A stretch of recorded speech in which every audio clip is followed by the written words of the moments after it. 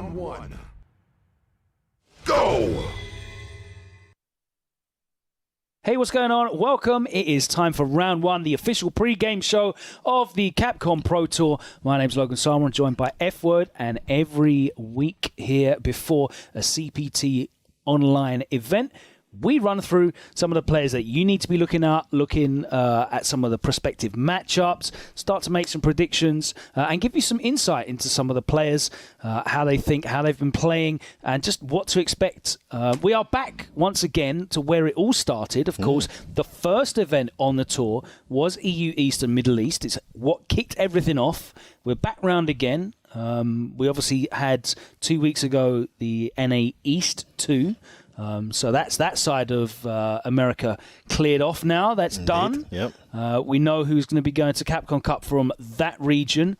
Now we have the difficult task of determining who is going to be representing EU East, Middle East as the second. Obviously, Phenom qualified already. Yeah, according to plan there. He is not gatekeeping. He was threatening to... play the villain, the heel, as he likes to say in wrestling terms. And he would have definitely picked that newly accomplished Seth as well, because he's just loving it, isn't he, at the moment? Having a great time. But he will not be involved in the CPT this weekend. However, there are a number of very talented players that we will be looking at and talking to a few of them. And realistically, the discussion, without overlooking and disrespecting any of the great players involved this weekend, the discussion has to hinge around Big Bird and Angry Bird. Yeah, 100% the two favourites by a long shot.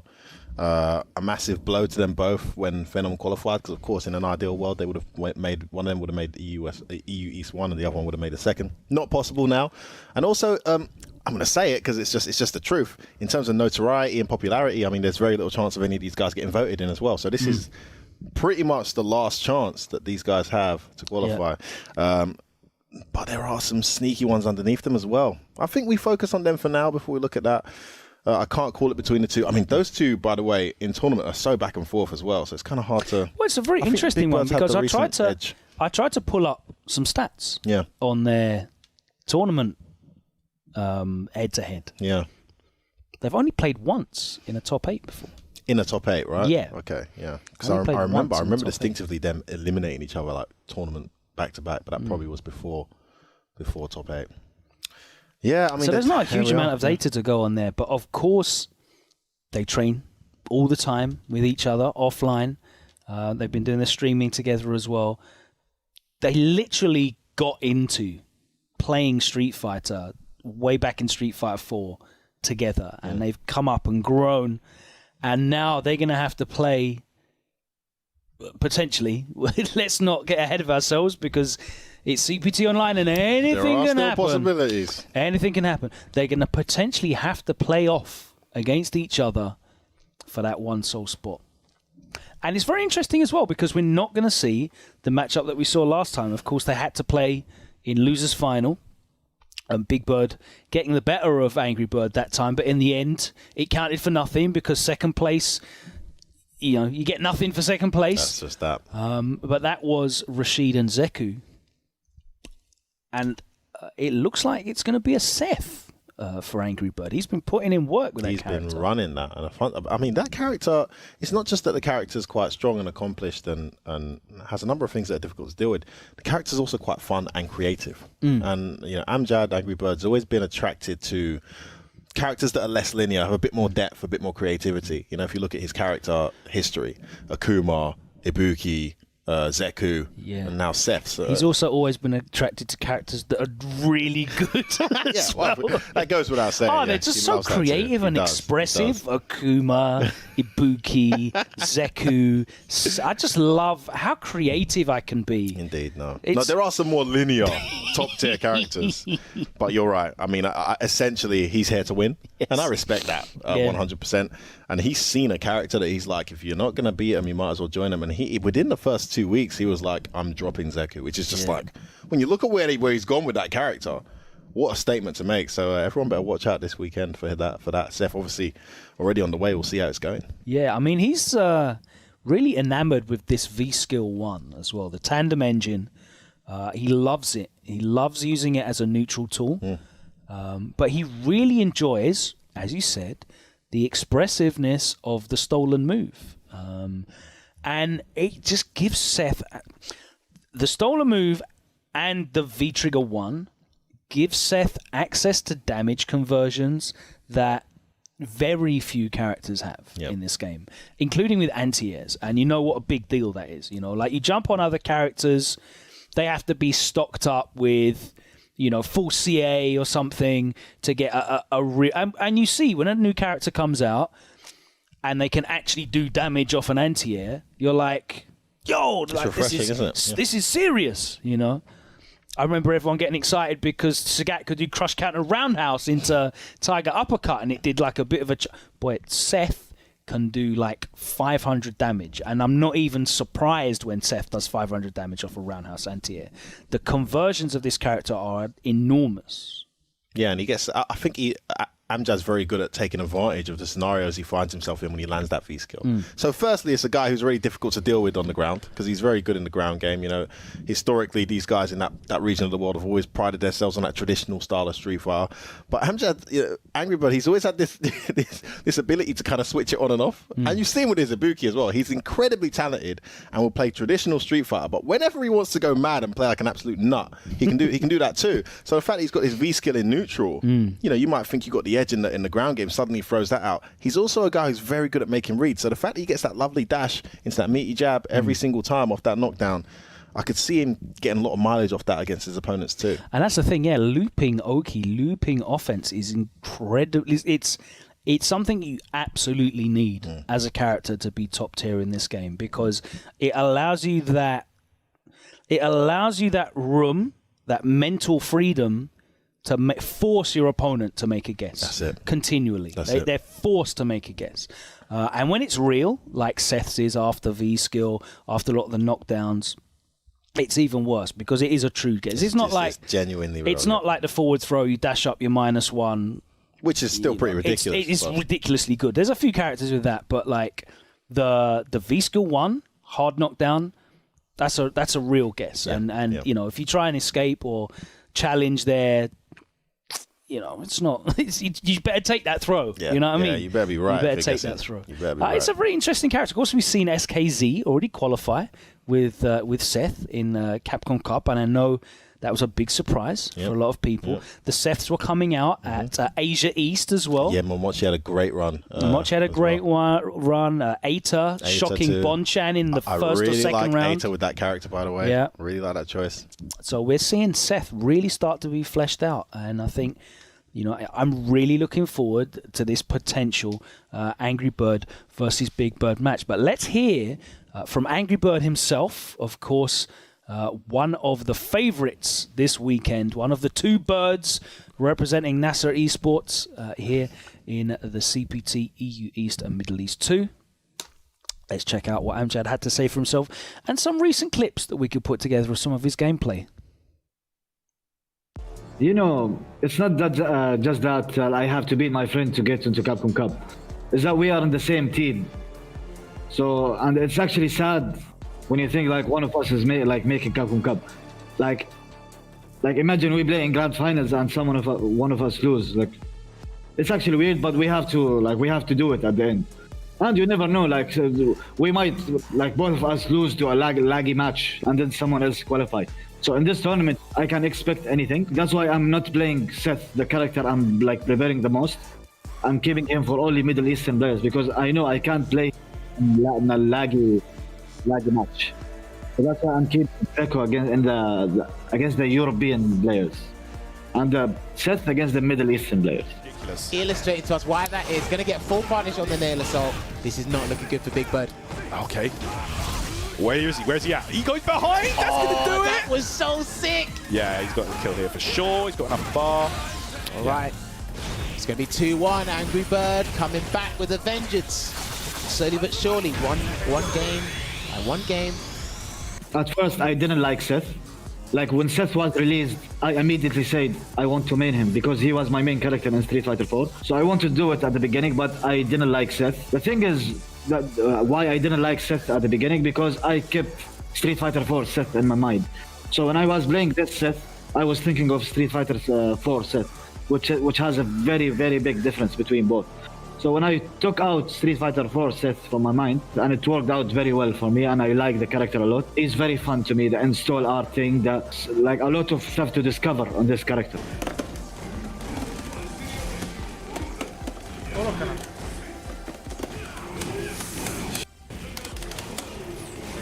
His crouch menu kick is broken. You know, V-Skill 1 is actually very broken. If I suck you in, like sometimes if you have a fireball, even out of the V-Skill 1 range, just because you threw a fireball. And then after that, I get a free throw, and if you try to escape, I get a combo. And if I do get a combo, like if I have V-Trigger 1, that's 400, 500 gun of your health. And if you take the throw, after the throw of dash is -1. So let's say I play a 4-framer, like a character who doesn't have a 3-frame. I dash, worst case scenario, I get trade. The best case is he get counter hit and then another 400. And yeah, one more thing is, if you want to jump off the V-Skill 1 and punish me like for jumping, I can do like way more damage. Like if I anti-air with stand heavy kick, that's another 500 gun, because you try to punish my V-Skill 1. See what I mean? Or if you're trying to jump out of the corner and I have your V-Skill 1 with me, like you might be dead. You actually might be dead. Just 2 moves, that's all you need with him. Hey. Now, why did I play Ken?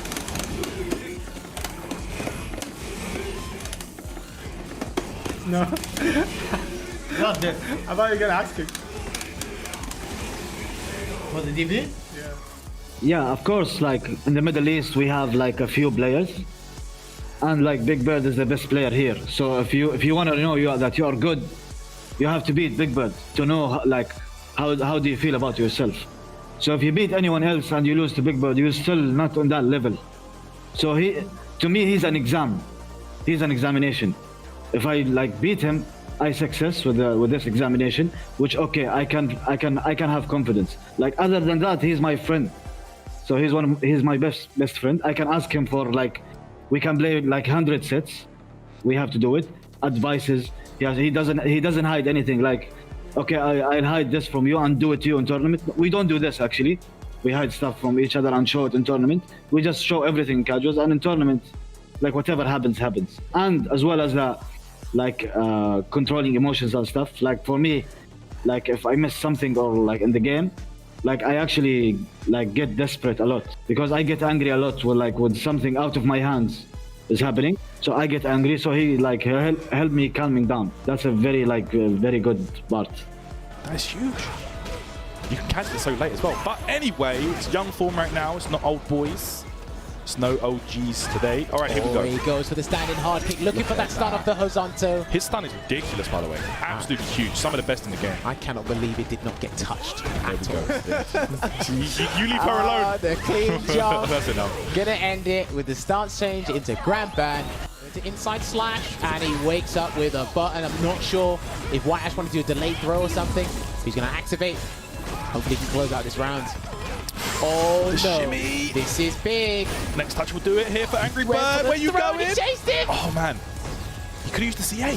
Hang on, he's trying to get Vanny stepped out. Oh no. There it is, the light kick gets the stun. White Ash was unable to hold off the onslaught from Angry Bird. It's actually, I feel the matchup between Rashid and Seth is 50-50. I don't know why a lot of people say Seth beats Rashid, but I think Rashid can handle like a lot of what Seth can do. But if the Seth get going, he can destroy Rashid. Yeah, I looked at the bracket. I don't want to say, but I'm afraid of everyone. Like in this setting, I can lose to anyone. I'm confident against Middle Eastern players because like connection is smooth, everything. But European players, just whatever happen is gonna happen. I have no idea. Yeah, I have no prediction because it's the first time I'm playing Seth in tournament. So casual is a different thing, and tournament is like very big different thing. So I need to I still don't know. This is the first time I'm playing Seth. Like if I play Big Bird, 100% I'm going Seth. Welcome back. You just heard from Angry Birds out of the Middle East, representing NASA Esports, talking to him, one of the favourites, the big favourites this weekend. As we said, it's going to be a battle of the birds. The two brothers have to be at the forefront of taking the spot. Absolutely, but we know that things don't always go to plan. And of course, using a character like Seth does have a degree of risk. Not a huge amount of health and stamina. He mentioned that when he's playing those international connections, those slightly more questionable connections, he's going to use Zeku for the safety net. Do you think that's a good idea? Yeah, I like it. I think it's a great idea. I think you can afford a bit more error, and also I think Zeku can play, especially in particular matchups, can be played a lot more solid. You know, Seth, he's got great pokes, great ground game, good Oki, but he doesn't seem like as much of a zoner. It's kind of like, I need to get my game started before you. Whereas Zeku can be played really lame if you need as well. Potentially. Which I've actually seen Angry Bird do pretty well when he's needed to. And then can switch it up. So I like the idea, especially against a certain caliber of character opponent who maybe isn't as patient. I mean, I've definitely seen some really impressive uses of old Zeku by like Infectious. Famously, I think it was Infectious is I think is it was the king actually when it comes against to dry Zeku. Japanese, was it Haitani? Was it Haitani? Oh yeah. man, that was horrible. Yeah. You know, but just using that. But one of the things that I like about using Seth online, besides obviously the risk attached to not being able to react to certain things, when I was speaking to GamerB about Seth, because GamerB started using Seth as well. Another one. Oh, great, interesting. Yeah, one surprising. How many? So many. One of the interesting things about Seth, right, is offensively, Seth is kind of similar in principle to M. Bison.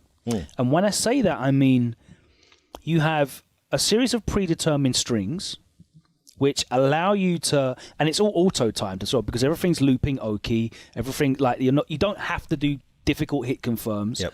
It allows you to kind of take yourself out of reaction and focus entirely on your opponent's responses, and then you can choose to change your offense. Especially with the block string cancels into the spin kicks. Yep. When you start seeing what their patterns are, you can start changing it up, and you don't need to be, overly focusing on reacting, overly focusing on the air, because okay, cool, I've hit my V skill 1. I have this Oki, it's set in stone. Let me see what you're on. I have this block string, crouch and medium punch, blah blah blah, crouch and medium kick. Let me see what you're on after that. Oh, you're letting me just throw the spin kick out. Okay, the heavy kick's coming out, and I'm just going to take my turn again.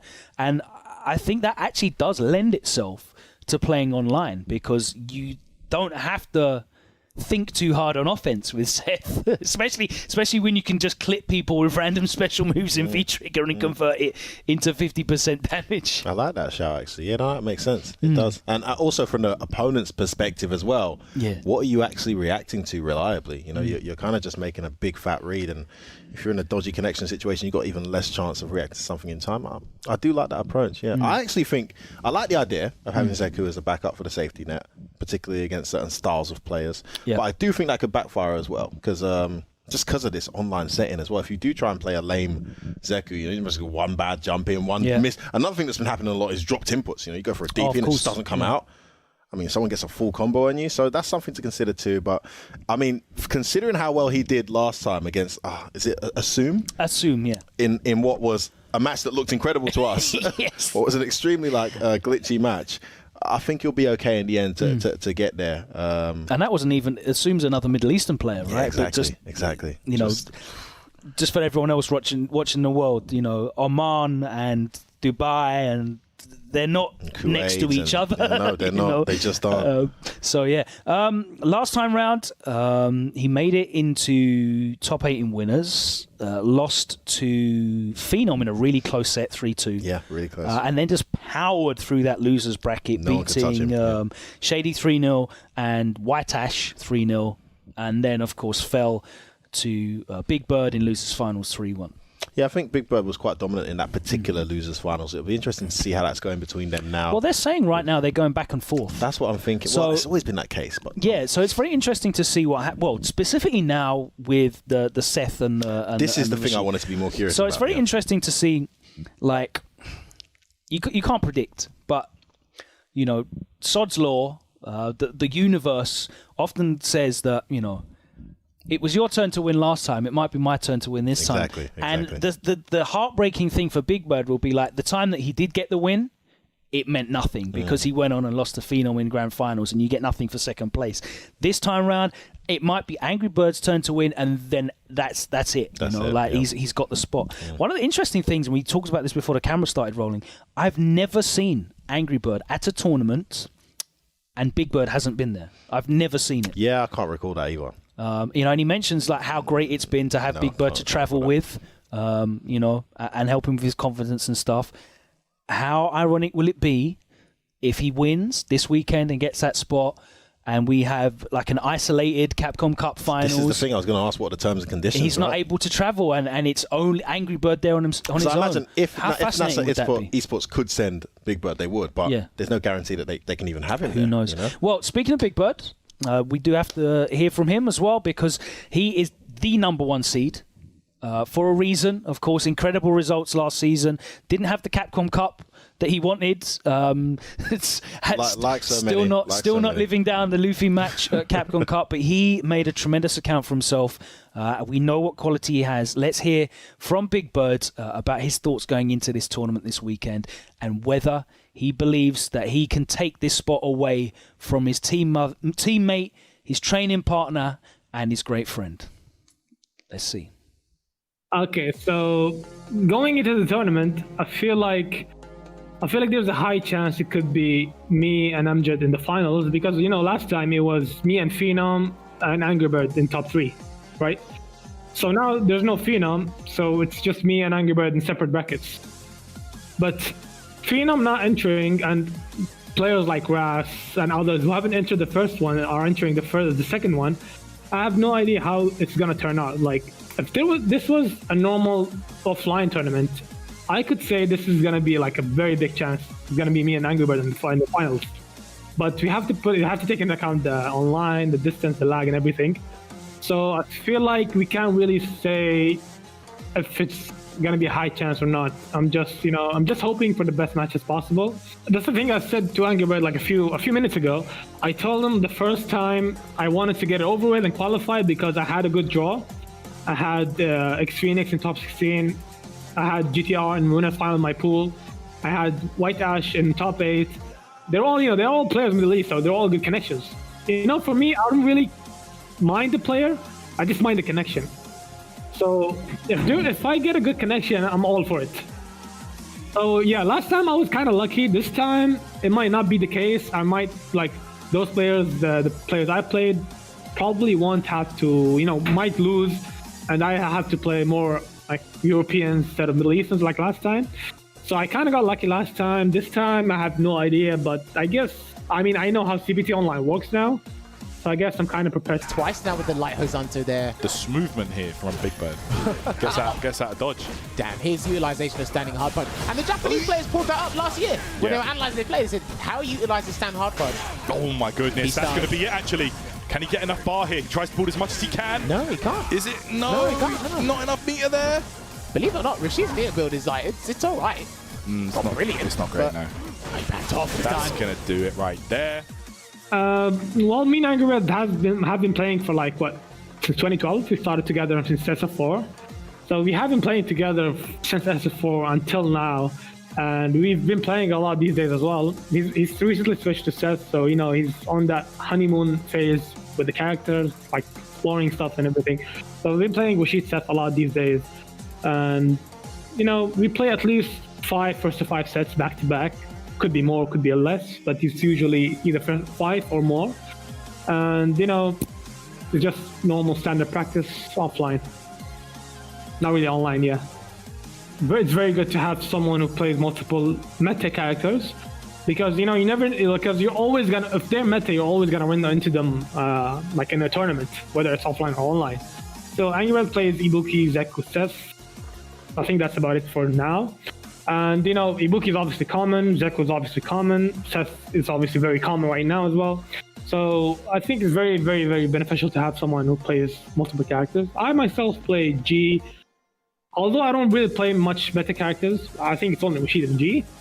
I play Kage, Sagat, and Verdi, but they're not really meta right now. But it's still good to have, like, multiple characters at disposal, and you both can practice together. these guys' backdash have been pretty good, but that's just how well. That's an indication of how well they know each other. Yeah, they know each other like super good. Okay, here we go. Okay, your Sal's activated. What's he gonna do? Whoa. Good block, last minute as well. Yeah, he didn't jump off the wall immediately. He did the slow jump. That was smart play. But Angry Bird one step ahead, but not good enough to tank. Yes. I know they're complete different styles, but their understanding of the character in this game. And you can see Big Bird is willing to. Oh my goodness! Can he kill here? Just about. I think no. I don't think he had any faith. Okay. Because the Genzeku's help didn't get touched, so. No. Yeah, I think it's a bit brutal that potentially either me or Angry Bird is going to qualify, one of us only. Because, you know, the first year I traveled alone, obviously, and I qualified. Then the second 2 years we've been traveling together and we both made it to Capcom Cup. So this year it's going to be a bit harsh that only one of us gets to qualify. And, you know, I think I kind of screwed up in the beginning. If I won the first CPT online, then Angry Bird had a chance to qualify this one and we both been in. But, you know, Phenom won the first one. So it's now potentially either me or Angry Bird or any other player. Could be none of us, actually. Depends on how it goes. But yeah, I think it's a bit brutal that only one of us is going to qualify. I think it's a bit sad as well. We might have to potentially play each other as well for the spots. So yeah, I mean, whoever is the best man on the day is going to win. He's going to win. All right, tried to close the gap with the Exepo. The special step gets the grab. Really just backing off again. He's very cognizant of the wall jump option. So if he can't completely cage it, he'll just back off and space himself so the way will end up or landing in front of him. That'll be fine, oh boy. Oh man, the back throw, he's dead. That's fine. No, that's fine. Remember, winner's side. He's got a bunch of games to play with. Yeah. That's it. And let him know. If Venom wants to, he could potentially even switch characters. Yeah, so basically me and Angry Bird, you know, we don't really hide anything from each other. When we play, we go all in. We have been doing that since like 2012. We go all in like in front of each other. Unless he discovers something new or I discover something new since the last time we played, then that changes things. But when we play each other, we usually put all the cards on the table, and you know, whoever gets going first wins. So it really depends who gets going first, and it really depends on who's, you know, the better player that day. So yeah, I think that's about it. And there you have it, your number one seed concluding how he's feeling for this weekend. Some interesting topics there that you got him to talk about there, Logan. I'm particularly interested in his take on Rashid, because as much as this season's been quite busy, we're at the halfway mark of the CPT already, right? We haven't seen too much Rashid. You know, we saw a little bit of JB, a couple others, but there hasn't really Japanese been Rashids didn't really show out. This is it, yeah. Too tough. So, Jewel Kevin didn't even enter the second NA East. It's a really interesting position for me because from the outside looking in, and it's very hard for me to judge without being exposed to those high-level tournaments, to those events where I get to play and see matches as well, where I usually develop most of my analysis. It's hard for me to judge, but from the outside looking in, I still feel like Rashid is kind of being slept on and is still very much in contention for a top 5 spot in this game. He was without doubt like top 3, top 4 in the last season. So it's kind of crazy to me that these couple of nerfs he's had now have made him not even talked about and not even used. So it's interesting. It's very similar to the way that Akuma was looked at the start of this season. You know, a lot of people were like, character's done, dead. Yeah.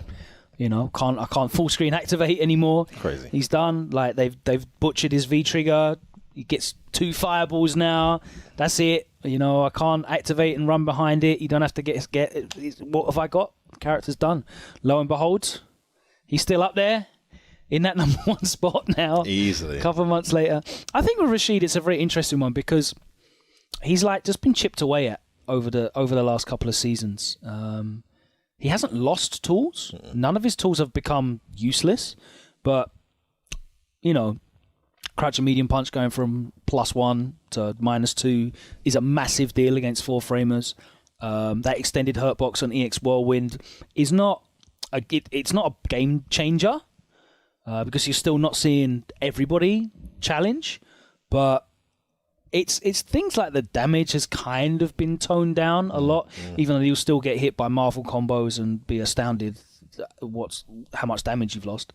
But there's just so many, and of course, on top of that, we've had longer and longer to implement anti-Rashid strategies because he's been so high in the meta. And everyone's so common as well. Exactly. Everyone's become so proficient at dealing with Rashid stuff. So I feel like, you know, the character's been brought down a little bit and everyone's anti-Rashid players come up, and it's but he's still got a million tools, and he still crush counters you and puts you in the corner. You know, and the corner's still a deadly place for Rashid, even with the nerfs to his corner pressure. He still is a bully in that corner.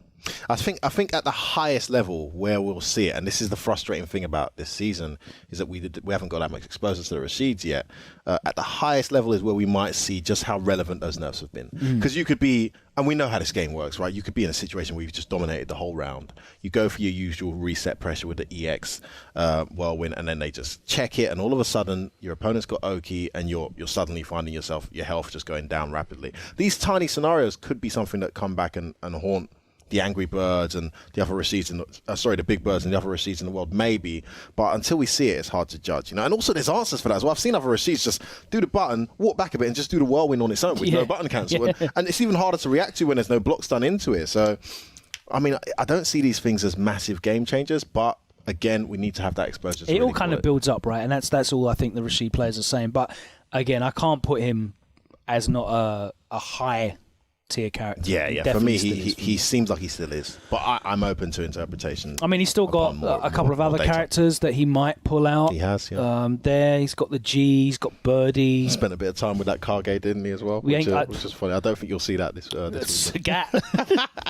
Sagat too. He's got that Sagat there. But he's going to be putting in most of the work at the Rashid. Obviously, he came so close last time. He did, close. I love the fact that despite that, he's still got, and it's good, right? I mean, some people maybe would see this as not him not being genuine, but I've seen these guys together.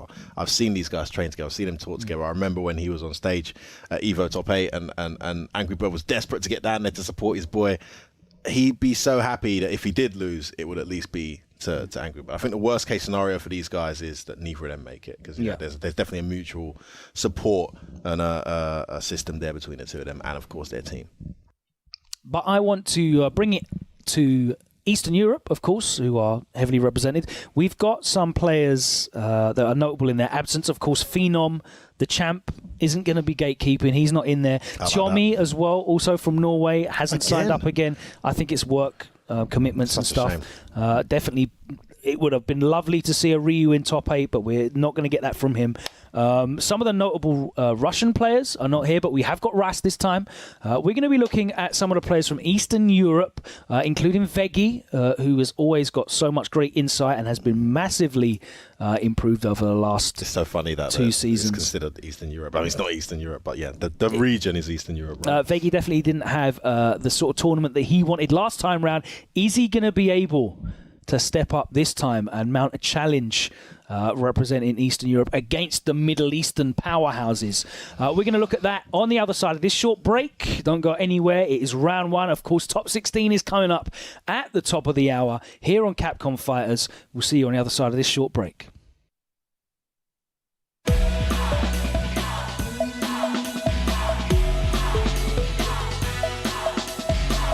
curtain falls. I'll take you downtown. What's there? Going nowhere.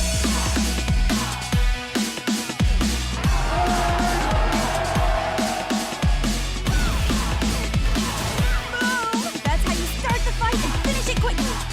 Let's have some fun.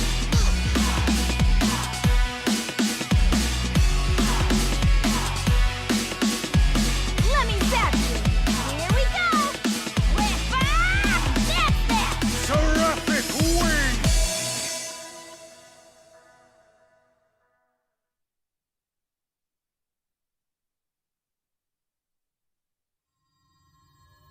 My unveiling.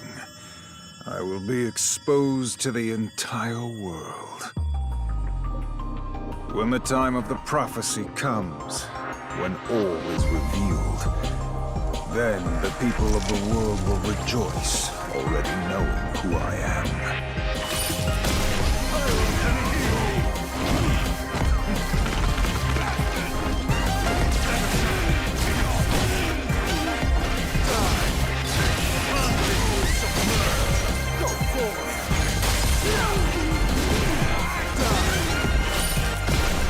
Call me Lord and Emperor.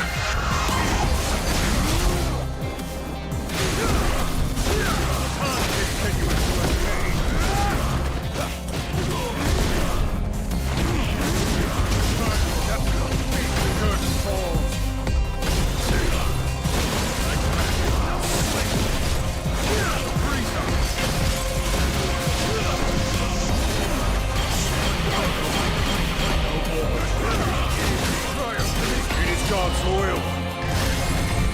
Time to return to harmony. Seraphic wing!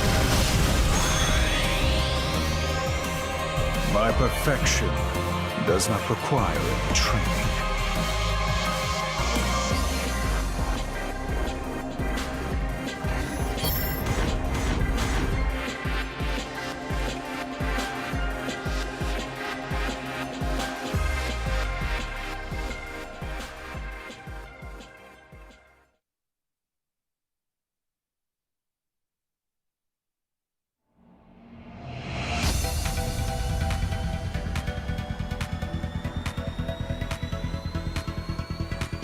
Beyond the battle! Get ready! Destroy! Begin! Let's go! Disappear! Kneel!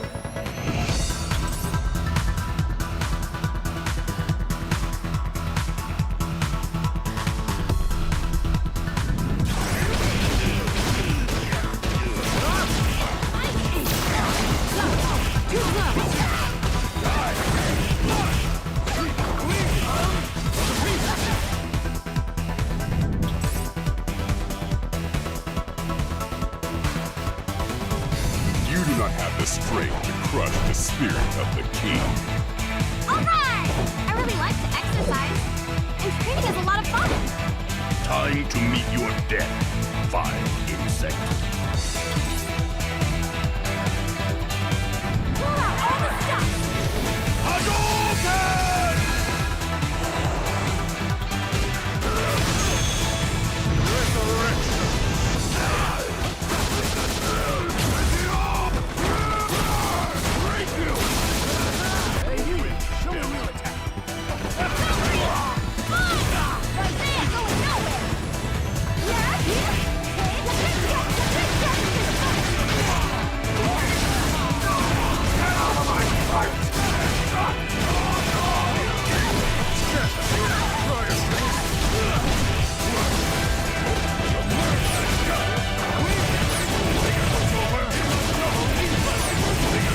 Witness the power of the continental. This is the power of the king.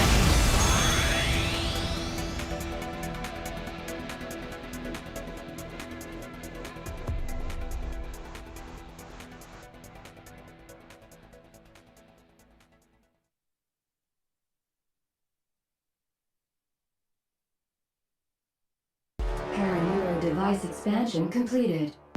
Pseudo personality asset is imported properly. Biological brain connected. Dawn unit 0. Startup sequence will begin. Well now, little piece of junk. Time to wake up. Flower unit 0. Activated.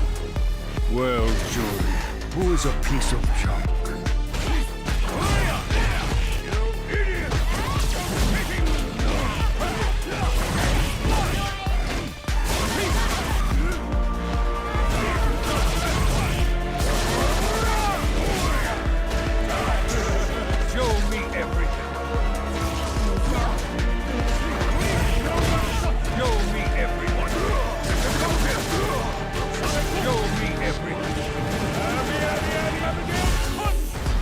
Install. Show me something worth taking.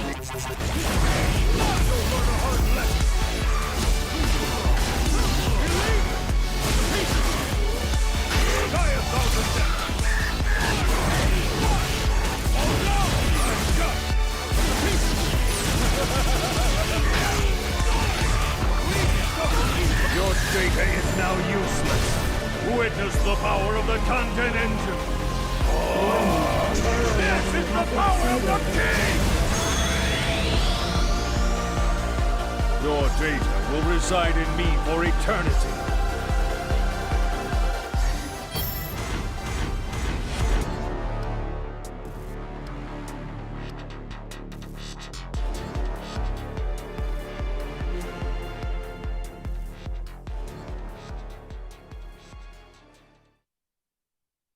Welcome back to round one. I hope you guys got your refreshments, a little drink there as we get ready for what is an exciting EU East 2 coming up. And we were just talking about the European guys. We spent a lot of time talking about the Middle Eastern talents that are going to be there, especially the two Nasser esports talents.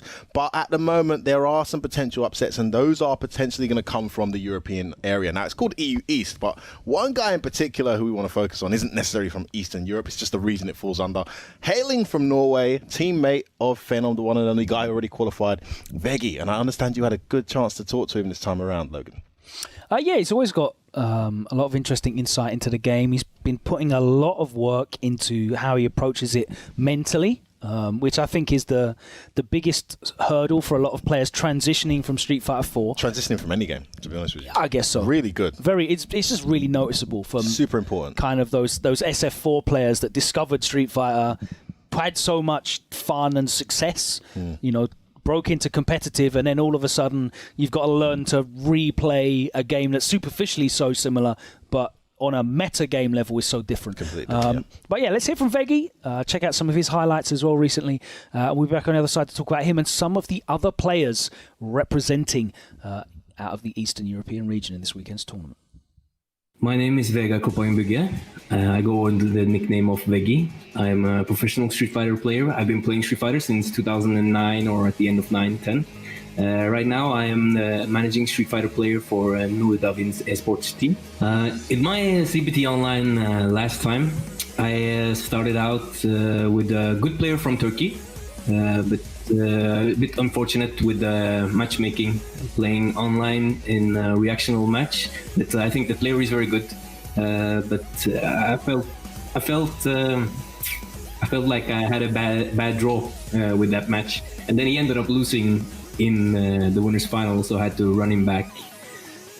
So that was pretty much my entire event, was facing the same guy twice, and a few players from the Middle East that I don't recognize from before, but that were strong, but their connection were also better. So it was quite strange. So I was looking forward to it, but I'm excited to do it again, and I hope my path will just look a little bit different, just to have another chance.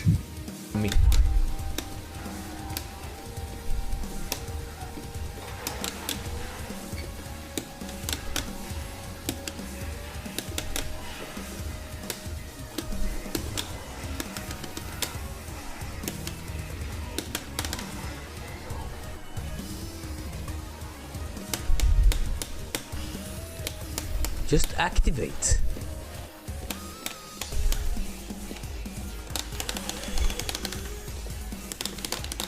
What? It must feel tough for someone like Big Bird to come second and then know that it didn't really mean anything other than that he knows that he's good enough to do it next time.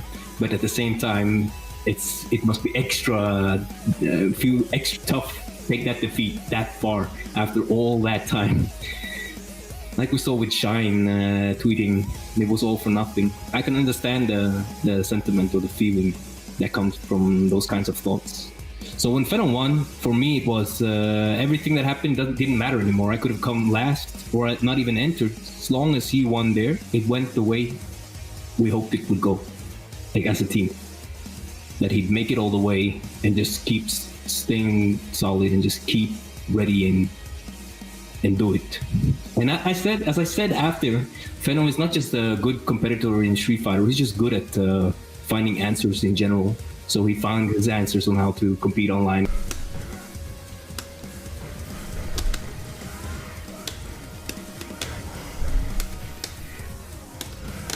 Oh, did you see that confirmed? Oh, baby girl!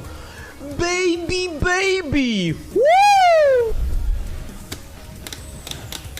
Does he know about the punish? I even missed the... Oh. Since Corona time started, and after Corona, as we know, we don't have as many tournaments anymore. So to keep adding value to the team, we started streaming more, and we also stream together on Wednesdays. We're not sure on the name yet, but right now it's The Moose is Loose. So and talking and discussing strategies with the viewers and with each other I think just having someone who's like at the very top of the international level as your training partner and as your friend and as someone who lives really close is helpful to try to catch up and get better, because there's a easy way for him to formulate and tell, like explain his thought process and how he thinks you should think or how I should think. So I feel really like I have an advantage or a blessing compared to a lot of other players who are just left.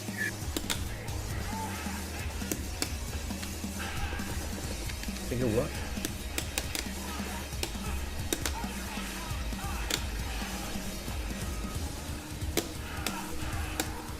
No! Mix up. I mean, now I play on PC, so I've been working on moving more, because I feel you can move more on PC.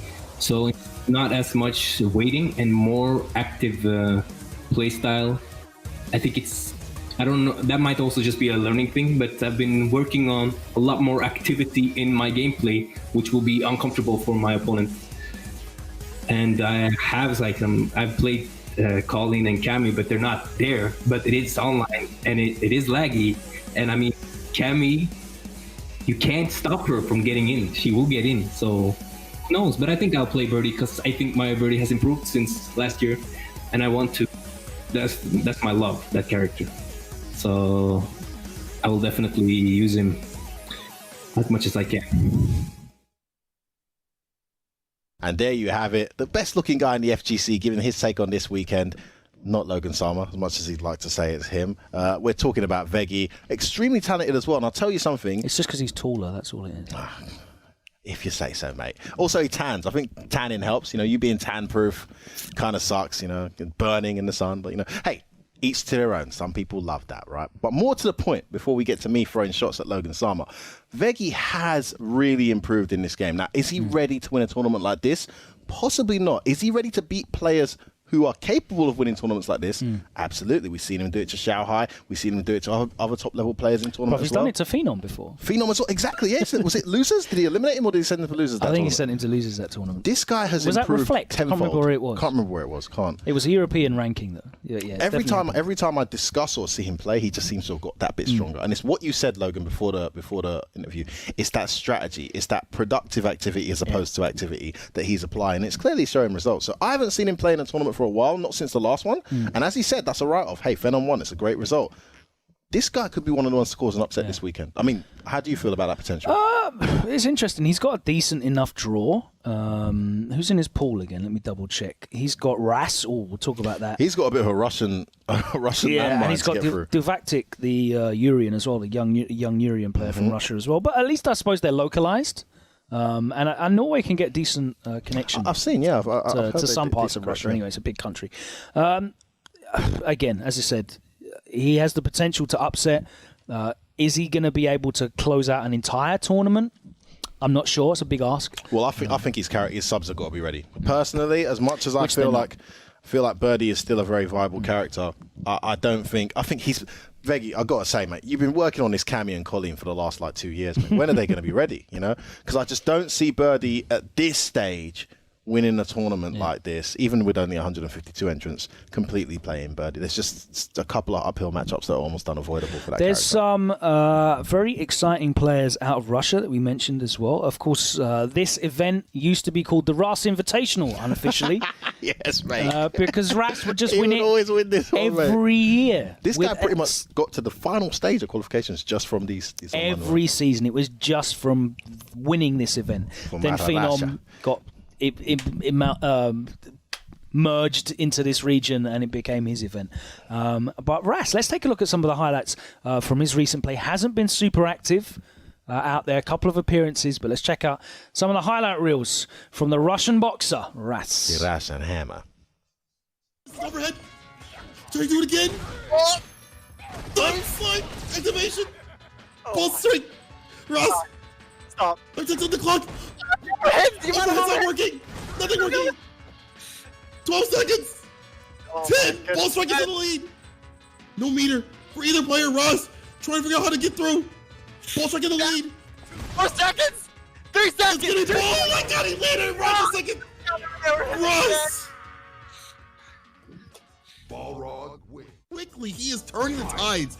And it's this weird momentum shift where he'll slow down just a little bit. Just a tick. And he just brings it right back like 10 more levels.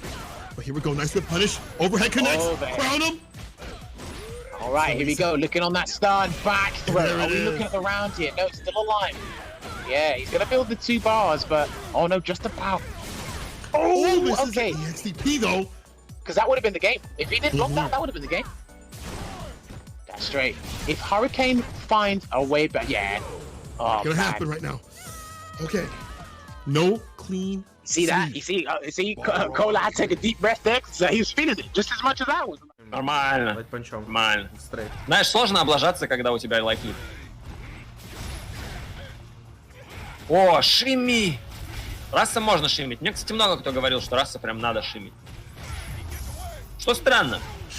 Раз шимить, кстати, нужно в 2 раза. То есть, если первый раз он не шимится, то есть ты знаешь, отходишь, подходишь и бросаешь. Знаешь, эти отходишь и бросаешь потом. Вот его нужно отойти, подойти, через отойти. зеркало. Шикарно. Шикарно. Он бросил через зеркало. Очень красиво. Ну, Мерси ушел, но оно нам и не надо. Ой-ой, какая подсечка. Зеркало ушли. Зеркала ушли. Пойдет, не страшно. Он виснул броском и сразу нажал КРМП, по-моему, даже? Да? Да? То есть это вообще жесть. Шастик и решение прям. То есть метр у душастика, можно влететь коленками. Ну, кстати, если сейчас коленки влетят и будет трейд, это даблкил. Да, даблкил. О, минус 4. Ой, просто паниш. Да, Корл Кик минус 4, поэтому достаточно длинный 4 фрейма от боксера, его достает. Да. Нужен хит-трик. Хэт-трик. Так. Ой, и как уже раунд душастика так себе складывается. Голова! Ну, ой, нет! Неужели? Очень плохо, голова! Это стан, это килл, это похоже. И последний раунд такой... Раса. Все-таки 3-0 он осилил. Сламданг взял Балрок. Бабах! А, все развалилось и разварилось так быстро. Все фрикадельки, котлетки, тефтельки. Так, душастику много надо было отыгрывать, вот, ну, не смог. Super pressure character, right? Okay, get the command grab. 350 stun. He might do another one. No, okay. Yes, right there. There we go. Right in the guts. Does a normal throw to do it? Ross, you're coming back, swinging back. I'm telling you. EX Azula drop the Naruto, gets another throw. Alright, pressure on EX activation. Yeah, that setup is dirty. That's +5 on block, right? And that makes the command grab legit, or even a combo into the command grab legit. And there it is again, 350 stun. Lord Jesus, he almost got it again. That almost was the done right there. We're out of there with the V trigger. That's fine because it. Oh, okay, that was not fine. If he didn't die, I would have said that's fine because it reduced the stun. Ras there, a big threat wasn't involved last time round. Here now, of course, off the back of Smug winning, NA East 2 showing what Boxer is capable of. Inspired. And also entered a Saltmine League as well. Yeah. And he's entered a bit the last couple of weeks too. So we've seen some activity from Ras as he gears up for this big tournament. And I'll tell you what, if you're going by history, we said Veggie could be a guy to cause an upset. If you're talking statistically, this guy's probably got the biggest chance of causing an upset. Just they're in the same he's pool. Great he's great in these environments. Veggie's got the better ranking, the better seeding. Of course, seeding, actually, I have to mention, shout out to the Level Up Live team, Uncle Vi. Seeding is taking into account the last event, CPT 2020 results as well. So players that made top 16 in the last event are seeded accordingly as well. That is taken into account alongside CPT 2019.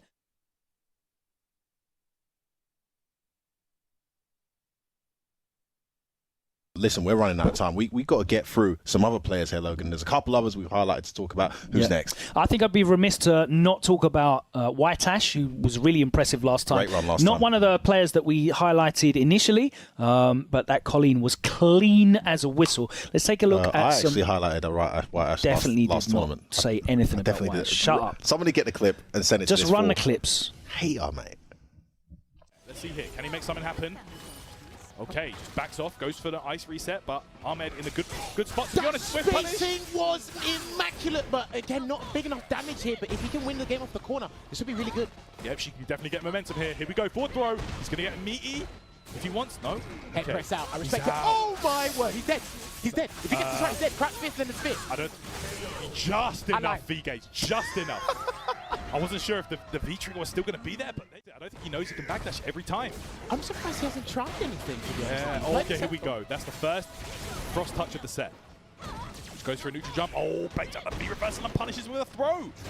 Good anti of the crouching fierce. I know that's highly unsuccessful in a couple of situations, but Lord Ahmed is making it work. I don't think he wanted that overhead, but it worked out anyway. Okay, there we go. Counter hit right here. This is going to be a ton of damage. He can even go for a reset if he wants. Goes under. Yes, he does. The classic. You didn't tell me she could do that in the corner. Pretty interesting, and I want to see it here as well. Let's see how White actually deal with EX whirlwind shot pressure. I really want. There you go.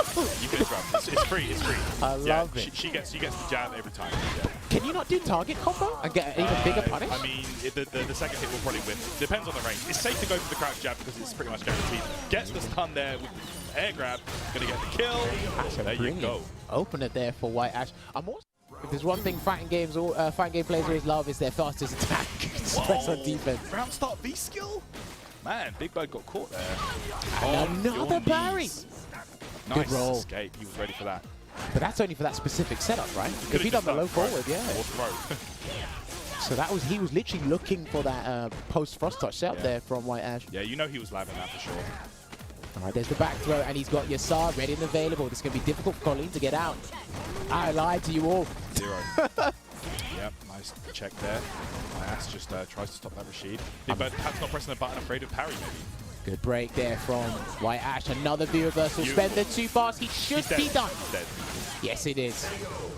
White Ash gets one on the board there. Very, very solid play from him. More landing recovery if you use it. There's the buffer I'm looking for. There you go. Nice side swap as well. I love that combo. Beautiful. I remember when Joker showed me that combo. Shout out to Joker Jokes. Stylish. Counter hit there. Hailstorm. Oh. He had meter, so maybe he just lost the charge and into the right button combination. Yeah, he's dead. Okay, so White Ash going to complete the combo there. Get the game. Ties up at 1 game apiece here. He was bringing out a lot more of the trickery that round. You're not in hit stun for that long, so I know it's a charge character, but maybe other characters have a better punish to be dealing with that. It's kind of similar to Falc's jump shot. You get hit by it, but you can still catch it in some situations. All right, just trying to keep him caged in the corner. Probably expecting an escape, but not coming right now. There it is. Counter hit confirmed. That overhead as well is so useful here. Okay. It's got such good range. Here we go. Tyrant, he's done that 3 times, and he's got stunned because of it. He might lose the game now. Okay. Oh, he didn't spend. Okay. Ooh, no, no, no. It could all go downhill from here. Oh, boy. Oh, man. Not yet. He's not going to activate yet. Okay, nice. Use that V reversal just to get out of the way. Oh, the EX heavy vanity with the heel to the chops. Well, but again, just not capitalizing. Maybe because it's people's like huge amount of knowledge on V-Trigger 2, how to mitigate the effects of it. Okay, here we go. Back throw time. That could have been a throw bait there. And another one. He loops on deck. Delays it. That was so clean. Nice. There it is. There you have it, a definite threat here. A guy called out by myself to cause chaos in the first time round. Likely to do it again. Got a decent pool. We'll see how it goes. Anyone else, Logan, we want to talk about before we get into this? You know, you can't overlook some of the players that really showed out last time. Lohi and Shady, the Finnish Urians, they're in there. Lord Ahmed was so impressive as well. Great run from him, yeah. Assume is back in there, the Zeku that really impressed us. Yep. There's a lot of talent in there. We haven't got Volcano Rosso in there this time, but there's a lot of talent to look forward to. I'm really, really going to enjoy this tournament. I hope you guys do as well. It's almost time to get into this top 16. Woohoo! 8 can advance to the Sunday. We're going to determine who that is. Check out Smash GG if you want to see how the players are getting on. It's time to kick off this EU East Middle East 2 CPT online event. Let's go. On the other side, we'll be joined by our commentating team, and you're going to get the action. Don't go anywhere. CPT time.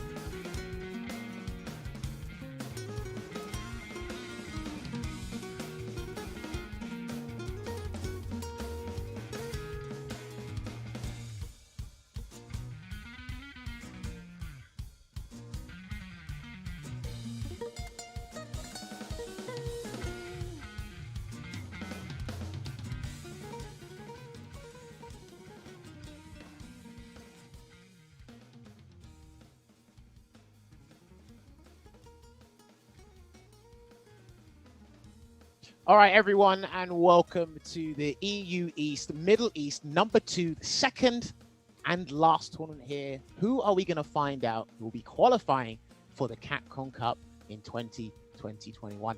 I don't even know why I said that 3 times, but it's myself, Jammers, on commentary. Alongside me, it's actually been ages since we've commentated. I think it was last year, August, that we commentated. Sengan, talk to me. How you doing?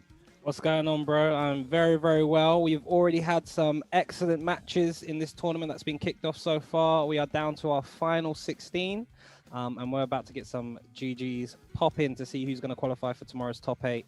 Unfortunately for some, Ras is out of the tournament along with Veggie. Both of them didn't make it out of their pool, which was an absolute killer pool. So yeah, the people that are in top 16 out of that pool, I'm not sure about some of the others, but that pool specifically definitely earned their stripes, earned their spot. And then of course you've got the Big Bird, Angry Bird, who's going to qualify. Little saga going on, the little arc. But no disrespect to anyone else who's also qualified for the top 16, because they can take those guys out as well. It's going to be interesting. Yeah, man, there's been a lot more names. There was a lot more entrants than last year, especially from the Eastern European region. So shout out to those guys that signed up. But some of these matches, as Sengan said, they've been quite the bloodbath. But hopefully you guys enjoyed that pre-show there by Logan and F-Word. But now we got to kick it off and get into these GGs, man. We got to find out who's qualifying for these top 8. Phenom won the first one all the way back in June, and now we're in September. This one's a lot more tense, a lot more stressful. You heard it from some of the players in those pre-match interviews there. But I mean, Sengan, how you feeling about these matches, man? I can't wait to see some of these. I can't wait, bro, because this is the most stressful situation for these players ever, bro. Start of the year, before this tournament even came out, people were like, who cares, bro? It's online, it's online. Now that the tournament's here, everyone's like, bruv, I got to qualify, bro. If I don't qualify and this guy qualifies, it's long. The fact that Phenom qualified first made it long for all the European players, because now they're like, oh, this is actually legit now. It looks a little bit more legit now. Phenom's in. So I can't wait to see the salt, the tears. I'm here for it, bro. It tastes delicious. He said the word. But yeah, we're going to kick it off straight away. So our first match for you guys up on stream is going to be Big Bird. One of the guys who's one of the favorites to win this tournament, as Logan and F-Word said. He's going to be going up against someone that myself and Sengan are pretty unfamiliar with. I believe this player's name is Miss My Country. You sure as hell believe I don't. But I believe this guy plays Chun-Li or Bison. Correct. From what I did a little bit of research on CFN, shout out to Capcom Fighters Network when it actually does work. It's a thing where I had to watch 1 or 2 of his replays. Very interesting style. He's definitely worked his way towards the top 16. And your reward was fighting one of the best players in the world. And he's going to go with Chun-Li, Sengan. Yeah, interesting. It's going to be a lot of control, fighting over control and fighting over neutral. We'll see, obviously, as soon as Rashid gets 1 EX meter, that neutral is going to be a little bit more dangerous for Miss My Country, because he has the free get in with the EX Whirlwind. Wow, what a start straight away. And we're going in for a meaty throw. He's in the corner, and it's not even been 10 seconds, Jamison. Yeah, use the nail assault to go under the Kokoken there. That's a good indication that he knows his knows the matchup, knows the knowledge. But again, he went right back to neutral. And I think Miss My Country is going to have to be very careful with the projectile game, because Rashid, very versatile character, got a plethora of tools to go around fireballs. So you don't really got put in the corner 10 seconds in and fight your way out from there. Oh, I like that EX spinning bird kick on way up from Miss My Country. He's not scared of Big Bird at all. B reversal, lovely stuff. Oh, EX, just do it into the corner again. This is horrible. Have to watch out for the EX. Oh, back medium punch, fam. Don't jump. Okay, very interesting round. That was a very bad start for Miss My Country, but somehow managed to turn it around, get that round. Remember, Chun-Li, arguably one of the best characters in the game, top 5 in some people's lists. Rashid might be just outside of there. So this is a very quality match between the characters. But I'm very curious to see how Miss My Country is going to be dealing with EX Whirlwind shot pressure. That was beautiful. And of course, Chun-Li has the jump out of the corner as well as Rashid. So Big Bird's kind of in a mix-up when Miss My Country jumps back in the corner. He's done so well to fight his way back into it, but here comes Big Bird now. Activated, gets the throw. Hasn't really challenged these EX. Oh, there you see it. The jump out of the corner. I think you should have a heavy spinning mixer there, Sengan, but I think he's just ready to commit to crouching medium. Good. Run away with the Haboob there. Or the amplified nail assault, or the roll, I should say. Oh, crush counter. No, but has the activation to make it safe. That's plus. This one's minus. That was a string that was completely minus, but throw it out there, why not? If it hits, you get big damage. And there's the throw bait. from your boy, Big Bird. Remember, as Senga said, this is very tense for a player like Big Bird because he's looking to qualify. Only one of the birds is going to be qualified for Capcom Cup, so this is a big deal. You see, Big Bird has been throwing him the first 2 rounds, throwing Miss My Country the first 2 rounds. Now the shimmy starts coming out and coming into play. There's the delay, and Miss My Country keeps on delay teching. Is not willing to just sit there. This time does nothing. Oh, the view wrestle, no punish. Big punish now from Miss My Country. Has the corner as well. This is huge. I kind of like that impromptu there from Big Bird, or even a study part of the matchup. Maybe if he'd done a medium attack, could have punished that Kikosho activation. That was very close. I think he can still come back here, Sengen. Definitely, but not like that. Wake up, stand like kick into the confirm critical art, and that's going to be Big Bird going up 1 Zipperooski. All right. Big Bird taking that first game there. Only needs 1 more to put himself in a comfortable position. Winner's side, top 8. He done it. Last time he found himself in the grand finals. Only losing to Phenom last time round for the online CPT. Hopefully he can do it again. And again, the stakes have always been high, but there's much more self-pressure on Big Bird. This is a very big deal. Very much so. Miss My Countries actually did really well in that first game. Fought back, was controlling neutral. It was just when Big Bird got his opportunities, he was able to capitalize a lot more. And Miss My Country opened themselves up. Yeah, for sure. Just bouncing off of what Sengan said, it's when Miss My Country on Kikokens, they got punished. Any fake pressure, it got checked. It's just Big Bird is outplaying Miss My Country right now. But he's had the chances to get back into the fight. Gets the crush cannon to Eagle Spike. And now does a delay into throw. The tick grab. Full string. Miss My Country not doing anything. This is heavily in Big Bird's favor. Now wakes up with the wake up button. And again, Meaty. The stun's racking up. OP on this. Mixer. Okay. Nice little walk back to evade the tick grab situation. Good reversal out there. Doesn't have to deal with the ace just yet. Oh, and this is the activation. That was unfortunate. The CFN gods are not with us right now. Crush cannon, he's done. Oh my days, that was beautiful. Okay, I thought he buffered EX version, but again, played it safe with the heavy Eagle Spike. Getting that round, puts himself at match point here, Sengen. There we go, Big Bird looking to qualify into top 8 and take the rest of the day off. Or will it be Miss My Country, making it 1-1? Big Bird sweat some more. Yeah, very nice anti-air there from Big Bird. He's very ready now. Neutral is fully in his control. Jumps back and then immediately jumps back in. I wonder if he wanted the button before the activation there, Big Bird. Possibly, possibly. Oh, the little Wakanda couldn't confirm anything. It's the throw. Eagle Spike's out. That's fine. Doesn't get a pickup. He tried to heavy spin and mixer, but it came out as an overhead. I don't think the game knew which side he was on. Uh-oh. And again, wake up. That wake up has worked multiple times. But here we go. Big counter hit, and this can go downhill very far. Oh! My days, bruv. Split the legs in the air to your face. Classic. Covers all angles of her body on the neutral jump. Even safe. While Rashid was flying high. We love it, bruv. We love it. Back going to the crouch fierce into EX spinning mixer. I notice Miss My Country is not challenging any EX spinning mixer pressure. It's kind of safe not to do it. It is safe, but at the same time, you're just allowing Rashid to get extra pressure, offensive pressure, and extra opportunities to open up your defense. So put that in a player like Big Bird's hand. They're going to be paying attention to what you're doing. Here we go, one step, and the meaty throw is going to clutch it out for Miss My Country. Doesn't matter if you wake up with buttons, throw beats that. But yeah, like you said, the EX Whirlwind, it's very important to at least try to check one of them. I don't think I saw Miss My Country check any of those jammers. So, sorry, go on. I'm thinking, sorry to interrupt, I'm thinking Chun-Li has to do either crouching light kick, then cancel to EX lightning legs, or you just have to commit to EX spinning bird kick, like Sengan said. Or just jump forward. Just jump out. You leave yourself exposed when you do that. Rashid can kind of catch you on the way back, I believe. But we didn't see any light challenge at all there. If Rashid does crouch fierce into EX spinning whirlwind shot, sorry, and you hold up forward as soon as you block the crouch fierce and they cancel into it, Rashid can punish that. I think he can chase you down. I'm not sure if it's a guaranteed punish. Are you in the corner? No, you're out. I'll take that, bro.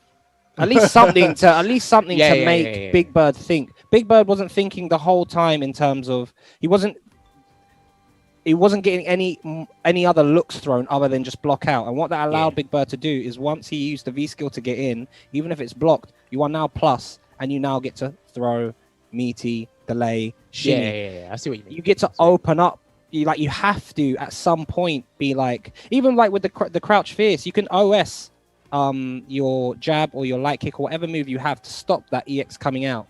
You know they're gonna do it after that. You know they're gonna do it after maybe a stand medium punch or a double stand medium punch. It just becomes like a mini game when you're taking pressure from Rashid and he has those meter. But up next, we've got another tasty match. We've got Lord Ahmed versus White Ash. Talk to me, Jammers, because I believe these guys fought. Did they fight last time? So in EU East Middle East 1, these guys actually faced each other in the exact same position. It was in the winners semi-final, or winners quarterfinal, sorry, making it for the top 8. And I believe White Ash took it over Lord Ahmed 2-1. Are we going to get the same score? Is Lord Ahmed going to win? I don't know. But it was kind of interesting to see that like 2 players that were in the first one made it back and now we're going to be facing exact same position. Yeah, I believe that set last tournament. It was kind of back and forth, and then it would look like White Ash finally got the download on Lord Ahmed and switched it up. But I remember Lord Ahmed giving White Ash some trouble, man. It's a thing where I think me and Tyrant did mention this. Lord Ahmed was expending meter like a lot. He was just splurging it, and they're not going to be allowed to play, so they're going to be a little bit of a delay on our side of things until we get this sorted for you guys. But White Ash did win the previous set. The previous time they encountered each other, they won 2-1. And I noticed that Lord Ahmed was spending a lot of meter. And he went with V-Trigger 1 as well, was interesting enough. So I want to see if he's done his homework this time round for the this set in particular. Because I do feel Colin's one of the characters that does give Bice a bit of trouble. And a lot of people have been saying, I don't know about you, Sengan, but she's arguably a top 5 character. What do you think? I'm still unsure. I think you can definitely make the argument to put her in top 5. She definitely has that V-Trigger only being 2 bars is absolutely insane, man. And it is very, very powerful. V-Trigger can quickly turn the tides. She does do, with meter and resources, a lot of damage, a lot of stun. Has very good options, very good normals, very good frame advantage, and spacing on her normal. She can auto space a lot of, put you in horrible situations with auto spacing and kind of get you trapped. And then she's got the escape out the corner. So I can certainly see the argument to be made that she can be top 5. But like going back to these 2 fighting each other, it'll be interesting because, of course, Lord Ahmed would be able to watch the last fight that they had versus White Ash. Definitely. And they also would have been able to listen to you and Tyrant on commentary. Tyrant obviously playing Bison and Colleen. So maybe they would have got some insight. Maybe it'll be interesting to see if they spend so much of their meter on, it was EX Devil's Reverse and EX Head Stomp, I believe. Lord and a bit favored, of knee press as well. So it'll be interesting to see if they opt to use that, if they opt to save that.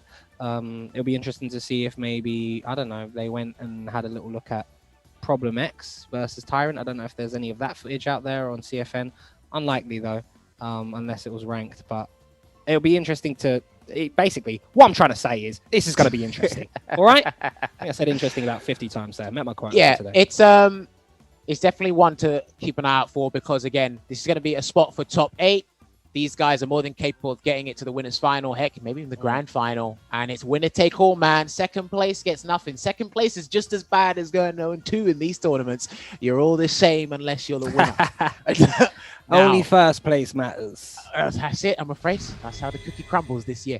It's Lord Ahmed Bison going up against our ostentatious Ice Queen, White Ash. Oh, bruv, Jammers with the Thesaurus, bruv. Ostentatious, bruv. You lot really aren't ready for me sometimes. Bruv, you hype me up, bruv. When you use those big words, bruv, I get gassed, bruv. I'll be sitting at home watching Winner Stays In, and you'll be like, trepidation. I'll be like, yes, bruv, trepidation, fam. Say that again, bruv. Say it again. Trepidation, ostentatious. I can't comment it again because this guy's in it. Austin Powers, bruv. Here we go. Gets that grab early. So yeah, one thing like we said before, let's see if Lord Ahmed is going to change up his strategy in terms of spending meter, maybe conserve for something else, maybe CA. He's going to use V-Reverse a little bit more. I want to find out exactly what he's going to be doing. White Ash has bullied Lord Ahmed into the corner. There you see Lord Ahmed using a bit of that meter to try and get themselves out the corner, but they're right back in there. Yeah. White Ash in comfortable control. So go ahead, Jammers. No, I was saying that it's like, did you not see him use EX knee press to try and get out, and then he only got pushed back in after that whip punch you saw there. So, gets a roundhouse. That's good. Can he get back through? Here we go. Forward throw instead. Actually, to be fair, sorry, what you got to be careful of in this matchup is when you do back throw into meaty Psycho Backs, Colin can actually backdash to avoid the Psycho Backs. One of the few characters that can do that.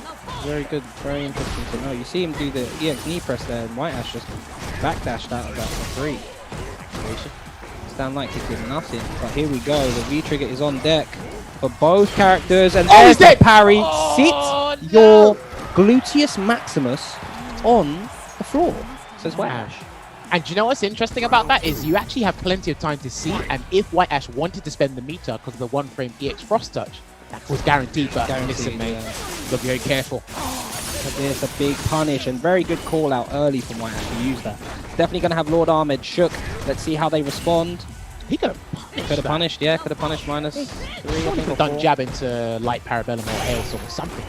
Wasn't ready, but here we go. White Ash has still got a commanding lead in the corner. We saw Lord Ahmed. Oh, wow, just random flame carpet. I think he's having a lot of execution errors here, Lord Ahmed. He needs to find his footing real quick because White Ash is running away with this. Yeah, and he looks comfortable. Yeah, you see White Ash is just backdashing out of all of the pressure strings that Lord Ahmed is probably used to locking people up in. Here we go. There is a -8 gap there on the stand heavy punch into the EX Hail. Oh, stops the V skill 2. Max punish. White Ash is on job, bruv. He's on job. Get me? He's dead. Punishes that Hell's Warp with the target combo into the EX Parabellum to end it there. Good stuff. Clinical game from White Ash that first game. But yeah, I'm pretty sure you know this as well, Sengan. It's and people at home should know this as well. In particular situations, especially if nothing's happening in the neutral, Bison's V skill 2 is extremely easy to punish, especially if you want to build V meter for free. Just hit your crash counter and you can catch him there. I don't know about you, Sengan, but I felt Lord Ahmed was definitely second best in every department. He really did get started going in that game. It looked a bit like the ending of the set that we saw when these two last fought each other, and White Ash just had the download complete. But don't count Lord Ahmed out yet. Still has another game to... Do you know what? He's doing a lot of low frost touch. I wonder if he's trying to anticipate a slide from Lord Ahmed. We might see those this round. Possibly. Maybe it hits up the scissors as well if he does max range scissors. Nah, he's doing a low, so that will always hit mid. So. Okay, yeah, the only thing it would be for would be slide then. Gets the jump in, gets the throw, UV reversal there a bit too many times, and the cancel into a throw. Lord Ahmed pressing nothing.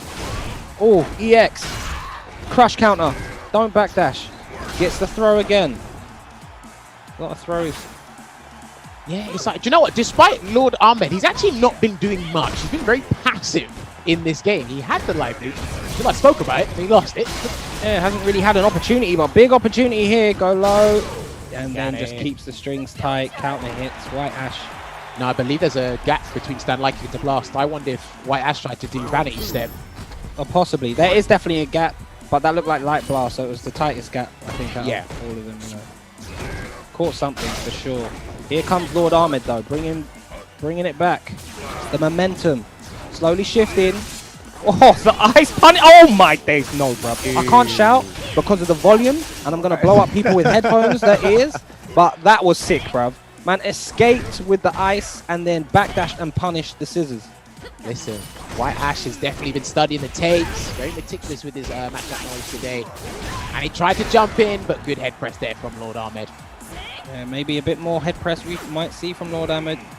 Yeah, he's trying to bait something, but I don't know what he's looking for. Oh, dash through the stand, roundhouse, back throw. Chase down. And the backdash, yeah, that chases down the backdash. White Ash has done a backdash out of those +1 situations pretty much 80% of the time. Reverse, he got caught! Oh my god, if you get this wrong, you're dead. Alright, he blocks. Good stuff. Oh, where's he low parry now, sir? No, good check, he's done. We go to the final round. That's it. Done. He's done, mate. 1-1. We played this game long enough, we can tell at this point. And it's potential match point here for White Ash, unless Lord Ahmed has something to do about it. And as we said before, me and Tyrant noticed this guy was splurging me a lot last time. This time round, he hasn't really been doing it, or more so, White Ash has actually been dealing with it accordingly.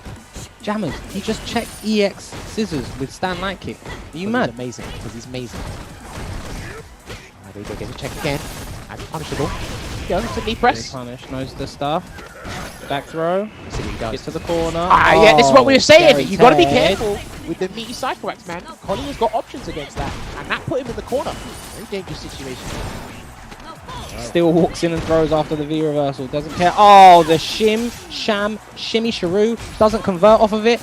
Oh, crush counter. EX. Done. You're dead, mate. Oh, you're lucky with how the game functions with that crush counter. The EX Parabellum connecting with enough hits to get that final hit for White Ash to take it a solid 2-0 up against Lord Ahmed. That was absolutely dominating Sengen. Yeah, very good stuff there from White Ash.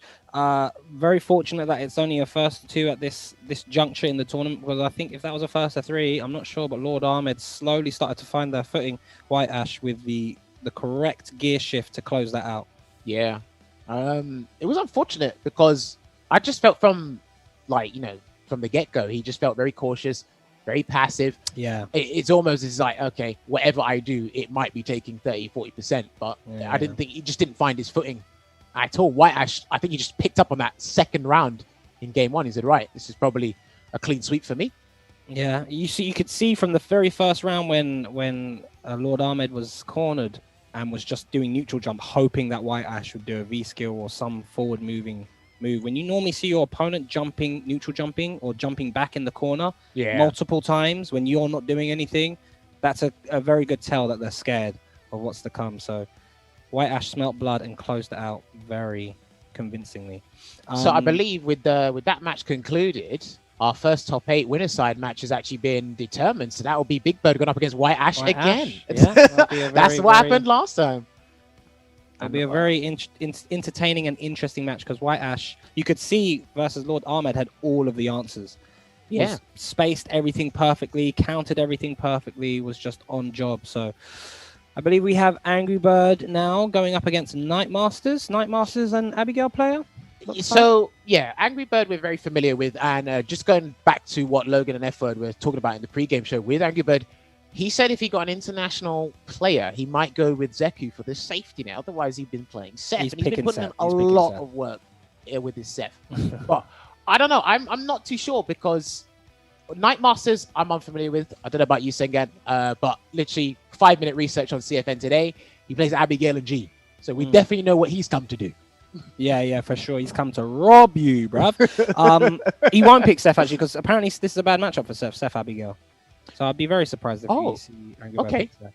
I think because of the dive kick and I think the height, you can't dive kick as freely because of how tall Abigail is. So when that Abigail means you don't get the frame advantage, right? Yeah, proper yeah, frame yeah. advantage. It's very minus. Allegedly. Do you know Seth what's funny? is complaining about something. I'm not sure if I really want to believe him. You know. Let me pull this up, right? Do you know what's funny? Do you know someone writes off a matchup as bad if you can't use that one go-to? Yeah. Oh, bro, I can't dive kick you. I can't dive kick, bro. You're like, oh, what's the matchup like? No, it's bad. Why? I can't use this one button. It's 7-3, bro. 7-3, bro. I can't dive kick. And I've noticed that about yeah. this game. I swear I've noticed that about this game. It's when you can't use one tool, bad matchup. 7-3, 8-2. It's like, I can't do it. Guaranteed, bro. Guaranteed, bro. This character's stupid, bro. Such a hard matchup, bro. Seth's not top tier, bro. You need another character alongside with them because you can't dive kick Abigail. Let's see. Yeah, Zeku. He's doing it for the safety net, mate. He has to. But Night Masters pick G. I agree with the Zeku pick. Safety net. And remember, Seth's got low health. I am not dealing with that. Yeah, no. I'm not dealing with that. And I'm telling you, each and every time, G's an extremely fun character to watch. A luxury for the uninvolved, myself and Sengan. But listen, if you're playing it, stressful. Especially of less than 950 vitality. Not a good day. You saw Angry Bird straight away jump in. Get the sweep. That jump in was nutty, bro. Nutty. Behind G. Oh, Night Masters just gets up, walks out, and manages to throw as a punish. Back to Young. No anti-air. I think he's going to opt for Young for the most part, just to kind of smother him. Yeah, he's super oppressive. Speed jammers. No activation yet. I don't think he's going to get a chance. Yeah, he's not going to get a chance. Shimmy neutron. Beautiful. Here's the thing, if you don't commit to doing a smash over or a smash under, or like even throwing out a random roundhouse with G, you're actually looking to defend. Guess correctly on defense with them. You're not just going to do it. Yeah. See, Night Masters had a big jump in there and then just dropped the combo. That's unfortunate from Night Masters. Oh, and another big jump in. This time does converge. Tried to run and he misses. Follow up into the G barrier. Unfortunately there, Night Masters. Okay, delayed hard kick. Very good. Oh, and activates a bit more meter. The slides have just been paying dividends for Angry Bird. Can tell. And again. If at first you don't succeed, try and try again. Block and the delay. Right, that's twice. Do you know what? I don't want to write this off as it's done because It's done, mate. I've seen 2 delayed hard kicks work. No, it's And done, bruv. you think the conditioning's done? Yeah, I think time of death.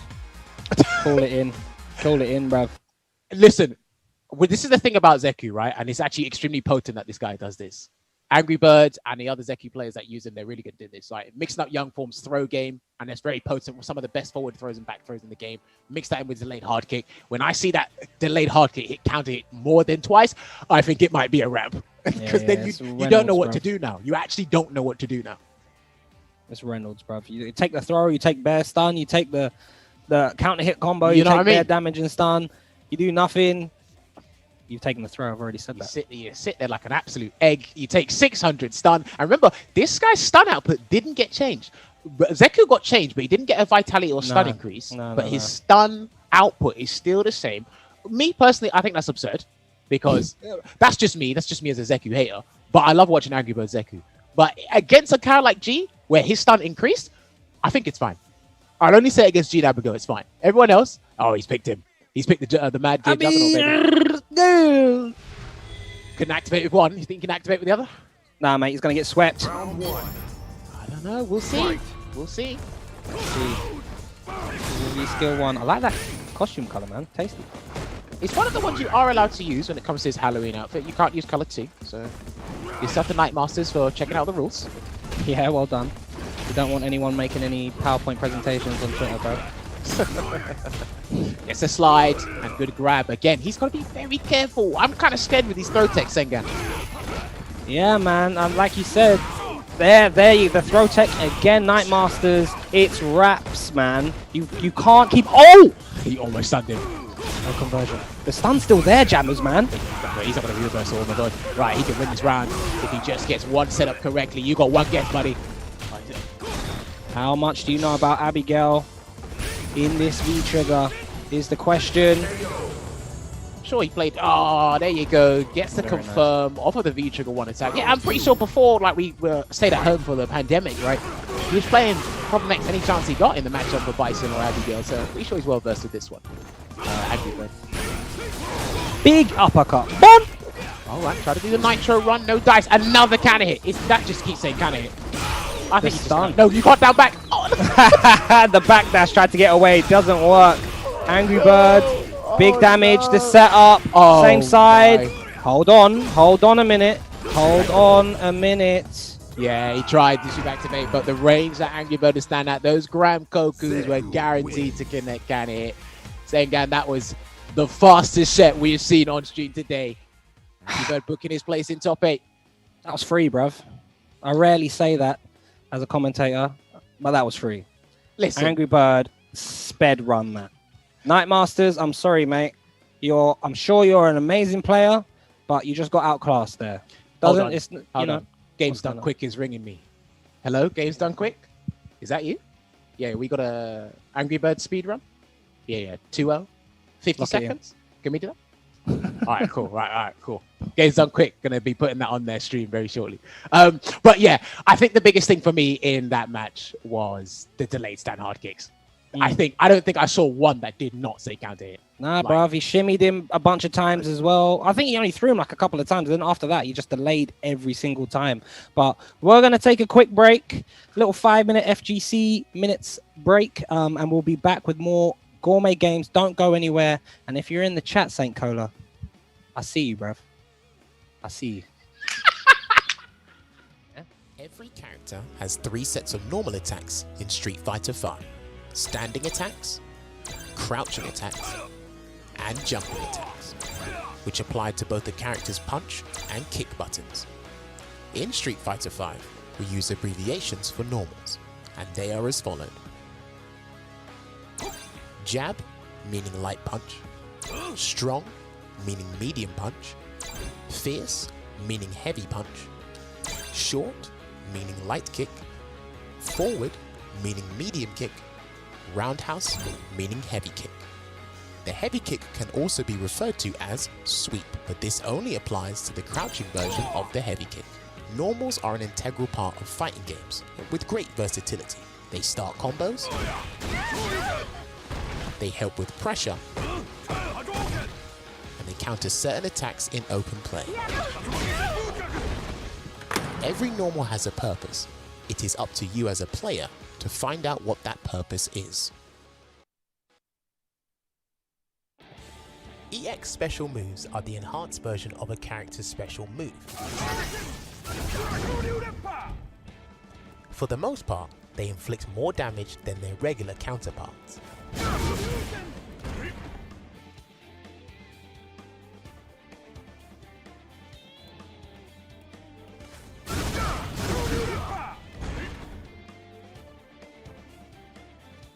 But they can also come with additional properties. Some moves become faster, making them more difficult to react to and punish. Some moves gain new properties, such as armor or invincibility. And some create new combo possibilities.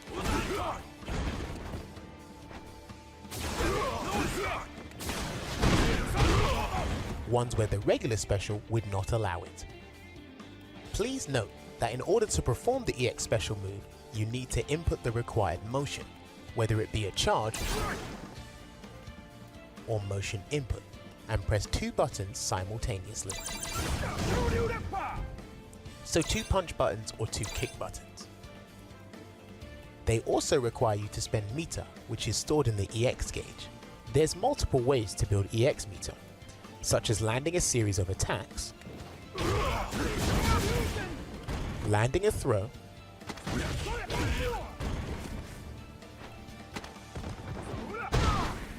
or taking damage.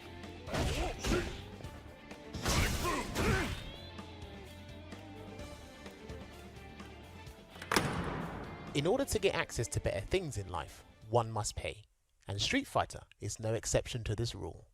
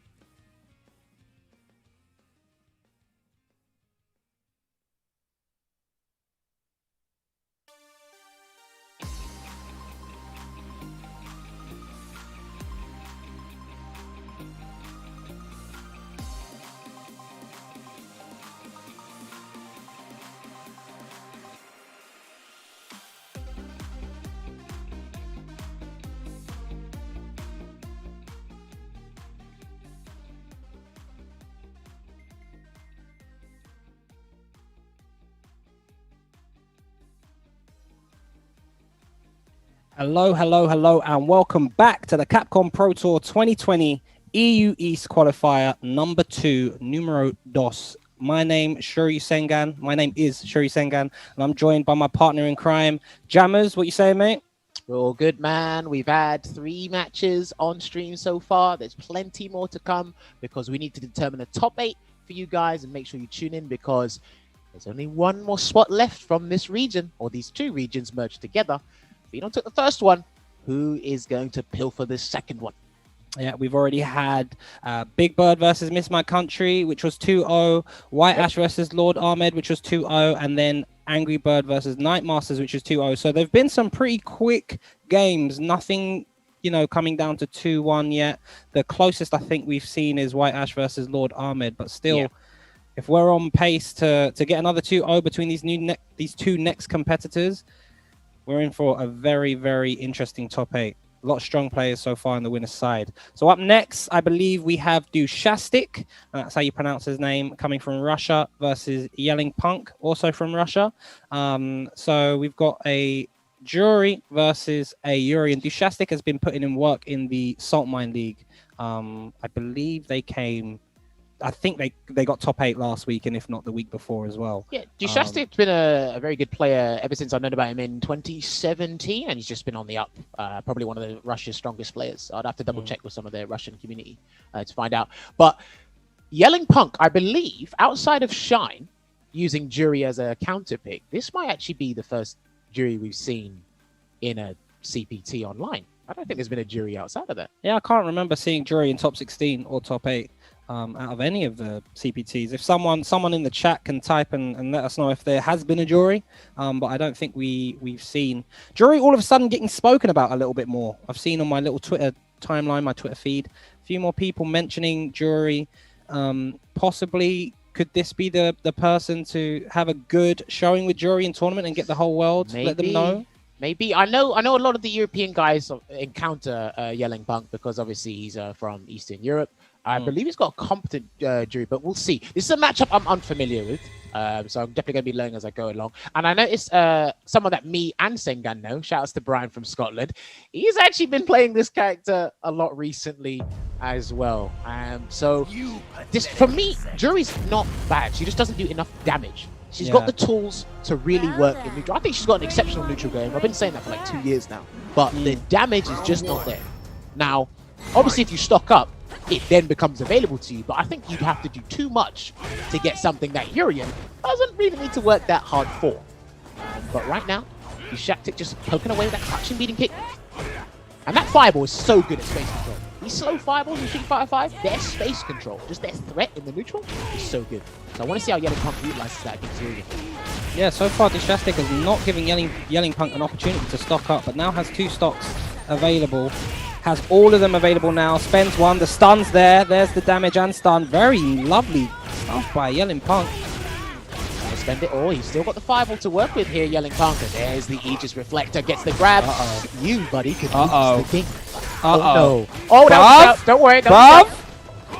Man did the double with throw. Counter hit conversion. Can I tell you so? Can I tell you so? You know he lost 95% health to wake up jab. Like that? That's brilliant. No, that's how you're going to do me? You have to do it. Because if he does that now, the DP might work later. If he doesn't wake up jab now, the DP might work later. 100%. Let him know. Yelling Punk. Yo, I like Yelling Punk, bruv. Let's go. Dushastic, though, with the throw in the corner. EX stays plus. Another. Activates that +9 on block. He tried to back that just in case the throw was coming out there from Yelling Punk. So good situational awareness.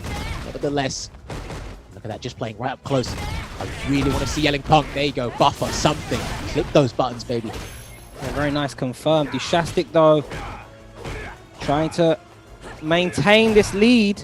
Yelling Punk almost has another flipping V-trigger, boy. Oh, the EX knee drop. He's not going to activate it, yeah. No. I can tell. Sometimes what happens in Street Fighter 5 is you actually do get the opportunity to activate 2 V-triggers in a round, but you won't activate the second one because you're just too close to starting. So, nice conversion there. Manages to get 2 stocks. Safely spaced. Shoulder tackle, no anti-air. Dushastic has been able to take to the skies thanks to that EX knee drop. Gets a counter hit conversion. The sweep.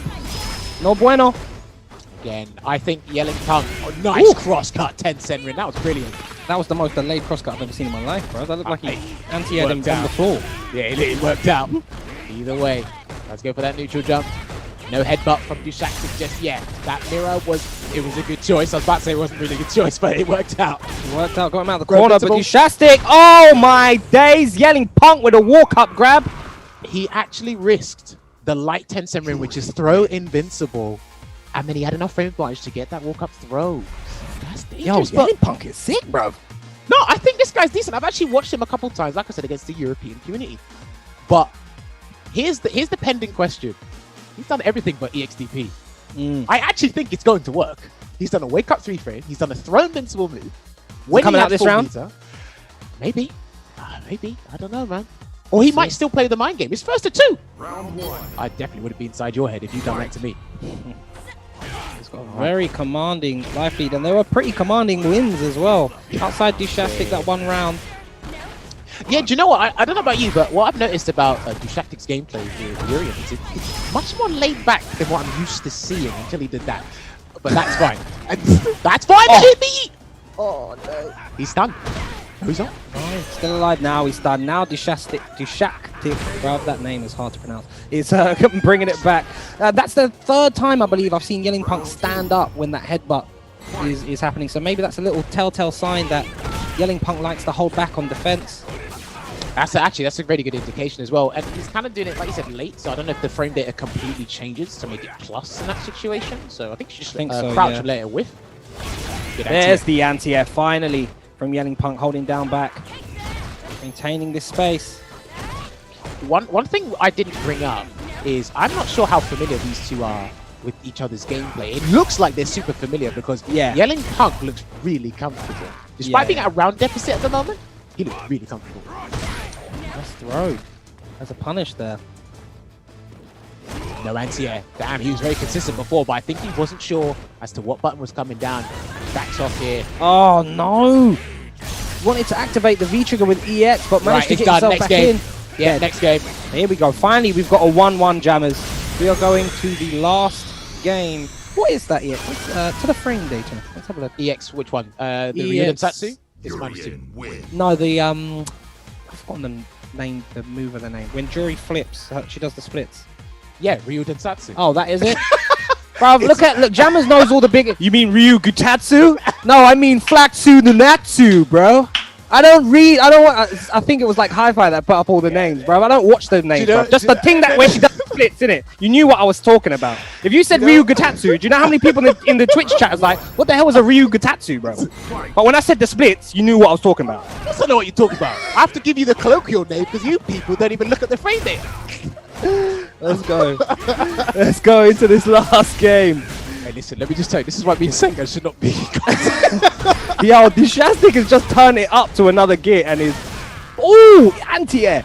Mopping Yelling Punk's jaw side. And again. It's just worked out. Yeah, so definitely Sengan. Good observation there from sure you, Sengan. Every time that is connected, count it on regular hit. And that's making him get knocked down. Dushastic finds himself at match point here, Sengan. Oh, maybe Yelling Punk should have used more shitting shishosus. And maybe he would have found himself... Get out of here, bro. It's called the splits. Yeah, splits. Mushrooms, yeah? is that what you want to call it? I mean, look, we can give it your name if you want. yeah. Give it my name, bro. Finally, Yelling Punk gets some breathing room here. 2 confirms. Good tech, though, from Dush. Oh, the online classic, and that works every single time. You lose 30% in the process. We're trying to deal with what happens after the dash. And that stand hard punch is being thrown out with malicious intent here, Zengan. Urian does so much damage on that counter hit conversion. That crouching medium kick coming into play. Yelling Punk not able to get around this brick wall. Nice V reversal. I applaud that type of... Oh, do you know what? I think one violent knee drop will do the trick. One violent knee drop will do the trick. Or does he want to maybe chip? Oh, big jump in. Not like this. He's going to have to do this earnestly, by the way. He's not getting another V. He's not going to deny. Okay, he's done. That's a wrap. He's going to do dominant crush and end it there. Dushastic booking his place in the top 8. He'll be going up against Angry Bird tomorrow. And let's see how that goes. But Yelling Punk, he's going down into the loser's bracket. Down but not out. Sengan, very good run. What changed? Well, Yelling Punk actually had it on that last shimmy bait there. He did manage to get Dushastic to throw, but then just did a jab. But I felt like Dushastic was holding forward, and then anytime Yelling Punk was trying to pressure him, couldn't get a jump in, he would anti-air him. He would try and blow up the low, Dushastic would just block, try and go in for a throw. The tech was there, and it was just slowly but surely walked Yelling Punk to the corner. Would use the crouching medium kick and standing medium punch to keep Jury at that range. He had a very passive approach. It worked out. It did work out. Yeah, it was beautiful stuff, man. There was just nothing. I couldn't see Yelling Punk doing anything outside of like a stand roundhouse, which is minus, or a jump, which are very risky plays to try and approach Dushastic. Dushastic just. Don't worry, you'll get it. You'll get it. Got it, bruv. What was the splits move again? Do you want me to tell you how to learn it? Shimono. What is it called? I'll tell you how to learn it, right? Go and pick Seth, absorb it, then do it, and he'll say it for you. Oh, does he say the He will say Ryu Dunsatsu for you. Ryu Dunsatsu, bro. Ryu done nothing, yeah? Not in top 16, not in top 8. I don't want to hear Ryu coming out of anyone's mouth. But right now, we have Dr. Gulag. We're going to go down to loser side. We have Dr. Gulag versus Nerzel.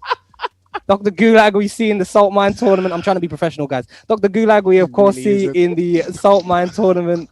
Again and again, does excellent work there. I've not really heard of Nerzel and the Kali player looking like they're coming out of Turkey. So I believe Nerzel actually made the top 16 last EU Middle East CPT. I think he had to go up against Shady or Hydra Marine. I can't remember, but he didn't do as well as he wanted to. He's going up against Dr. Gulag now. Now, Gulag's got two characters. He's got Laura, which he's predominantly known for, and he has a very solid poison. I think it probably is safer to go with Laura, just for comfortability. Yes. But Nerzel, I'm not too sure, man. Nakali, he never really gets spoken about because there's too many other characters that outshine him. So he gets overlooked when he's actually... Capcom are happy with how he plays. I remember they said that in the patch notes. They're actually happy with how he plays. There's not much they can do to change him. Well, in my mind, there's not much they can do to change him. But I'm not sure what Nerzel's got in store for Gulag. Maybe he's got another character. He's going to stick out Nakali the whole way through, maybe? Oh, let's see. We're going to go into this game. Nakali, is just solid. Nakali is peanut butter and jam on toast, or whatever your condiments that you like to put on your bread. Very stable character, and unfortunately for what's that sauce you bought recently? What was that hot sauce?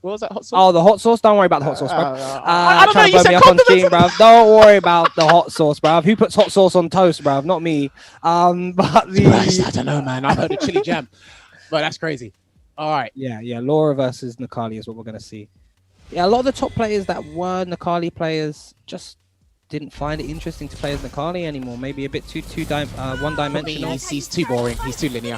It's consistent, like Cammy, but I don't know, man. I just can't stick with it. I've got a very short fuse when it comes to characters like this. But it works out. Nerzel is here for a reason. That's why I'm at the commentary desk talking about him instead of playing. Let's see how Dr. Gulag handles this. So, runs into a crush kind of right off the bat. I want to see how the jump game is handled by both characters, to be honest with you. Gets the meaty elbow. Gets the confirm as well. Just dash up command grab. Dr. Gulag is looking to set precedent and assert themselves. Sunjet. If there's one thing, I'm pretty sure Sega can vouch for you when I say this. If there's one thing we've noticed about Gulag in recent weeks or months, is he is not afraid to do Sunset Wheel at any given point he's allowed to. Right? Yeah, man. Given that opportunity, he'll do so. His shimmy game's actually pretty cool as well. So I'm going to see if we can try and catch Nerzel off guard with that. But then if that's the case, we might see a lot of DPs come out from Nerzel. We'll see. Gets the ground pound. Oh, jumps the command throw and switches sides into the mixer, into the blender. Big crush counter, but backs up. This is the chase down. He had the right idea, just lacked the execution or just a slight miscalculation on that spacing there. Get the punish. Yeah, the split rip. Nerzel. We go air to air. He's not fearful of that DP, you know, but then again, he's one round up. He's about to win the first game. Uh-oh. Oh boy. This could go downhill quickly. Don't let him activate. Got a backdash. He tried to chase a backdash. Yeah. Do you know what? I felt in that situation there, because he's on the back foot the whole time, he wanted to make that like kind of extravagant read right off the bat, because mentally he didn't win that first game. So if he got that at that chase down, I reckon that would have turned the game on its head entirely. Possibly. Round one. All right. I saw Nerzel went for a double dash before outside of V-Trigger. The Kali doesn't get double dash if you back roll. It is a steal. So it could have been that. It could have been just Nerzel going for the bread and butter Oki offense. But regardless, Dr. Gulag did check it with that jab. Support hard punch, good checks, and the interruption. That is one of Gulag's traits with his Laura. He is not afraid to use EX Bolt Charge, the armor properties from that third frame to interrupt strings. And he wants to let you know early as well, to allow him to backdash or even challenge later. Oh, command grab after command grab. The steal. Laura, of course, is minus. I believe is she -4 on the dash? -3. They gave her. They made her recover 1 frame faster, so 4 frames can't punish it. I have no idea why they did that, but I don't know, man. Yo, Dr. Gulag is speed running Nuzzle. You better call up the speed running people again. Hi, game's done quick. Yeah, I'm calling because there's a 60-second game I want to put through. Is that right? Yo, game's done quick. He can punish that. There we go. Nuzzle's getting battered, bruv. Nah, not after that jump in. You know what? I really want Nuzzle to be probably throw maybe a little bit more crush counters in the neutral. We sang hard punch. Nuzzle, this neutral jump game plan all of a sudden starting to work. There's the double dash that got checked again. Nuzzle has Dr. Gulag in the corner though. But this is where it can all go downhill. No check. Good jump. Big neutral jump. That was a good jump. No V-trigger yet. He needs that. Uh-oh. Man said, you're going to call up games done quick, yeah? Oh, he done the wrong version. He done the wrong version. You're supposed to do the light disc guidance. Oh, no. Oh, DP the ting, bro. My name's Nuzzle, fam. Get me. Nah, I have to give him that because we knew that was coming. We knew that was coming, and it needs to let Gulag know he needs to pull the brakes a little bit. But this is what I was saying. I want to see how the guys handle the jump game. We've seen Nuzzle neutral jump a lot, and it's exactly what I'm talking about. Oh, man. Very nice stuff from Dr. Gulag. Was waiting for that V skill and now has the court. Oh, DP again, bruv. My name's Nuzzle. Do you know how much of a risk that was? You know, Gulag was only -2 there. Bruv, doesn't matter, bruv. My name's Nuzzle. You get me? Frame there's an illusion. Into the corner, and I have V-trigger. I'm about to pop it. Please just pop it raw. Uh-oh. Oh, good choice. No, Nuzzle, not like this. Please activate. Here we go. If he gets the command grab, he might win the game. He's not going to do it. Playing it safe. Guess what grab? Uh-oh. Oh, the shimmy! No, what did you do? Oh my god! Why did you do Valiant Rebellion? Lemony Snicket! That was a Lemony Snicket. A series of unfortunate events. Man got the shimmy. Man got the ting. Didn't go into critical art. Then missed his meaty and just got woke up back throw from Dr. Gulag. Dr. Gulag is going to be... You've done the hard part. Oh, dear. Well, I got to give it to Nuzzle, man. He scrapped his way back into that. That was... Although you got 2-0'd, I respect you, bro. No, I'm upset. I respect I'm actually you. upset.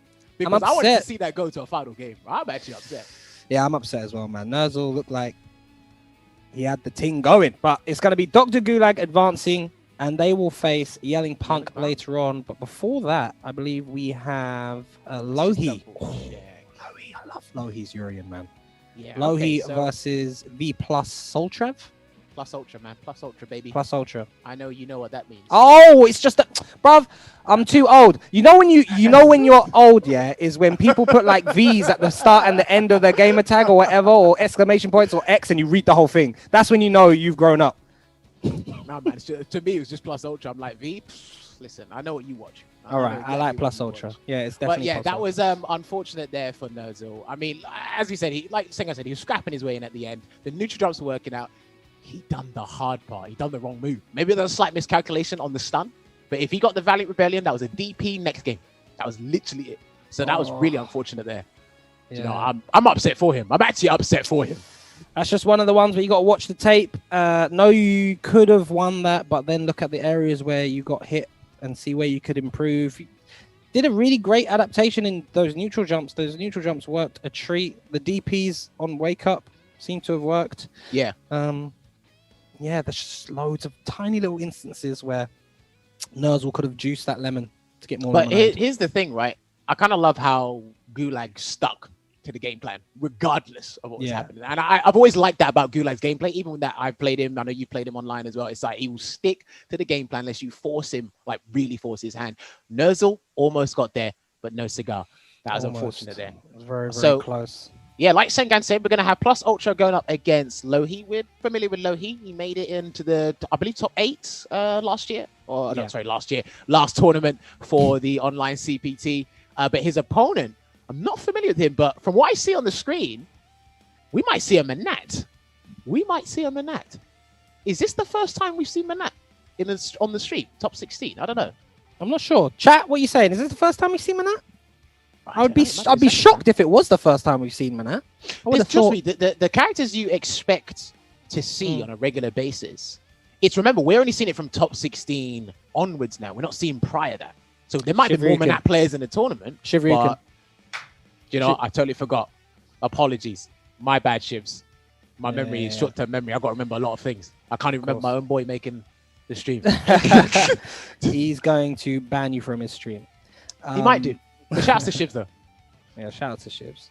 Let's Right. see if Plus Ultra is going to pick Manat.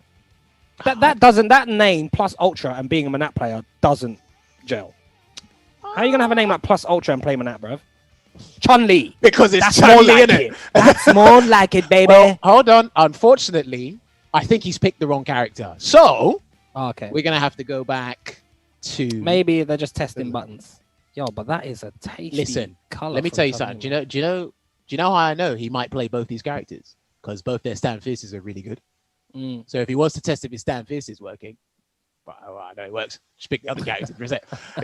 Just pick the other character and press it, right? But yeah, I believe it is either a character, wrong character, or it's definitely the wrong stage. I'm not sure if we want to see that. But he's got a Manat.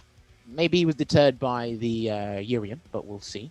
But yeah, much love to everyone that's tuned in right now. Remember, be sure to tweet out the stream, twitch.tv/CapcomFires. Let everybody know the last qualification spot for the Eastern Europe Middle Eastern tournament is on the line. We will find out a winner tomorrow. But today, we are trying to determine our top 8. If you missed the matches that happened before, I believe we're going to have Big Bird going up against White Ash. That did happen last time. We're going to have Angry Bird going up against Dushaktik.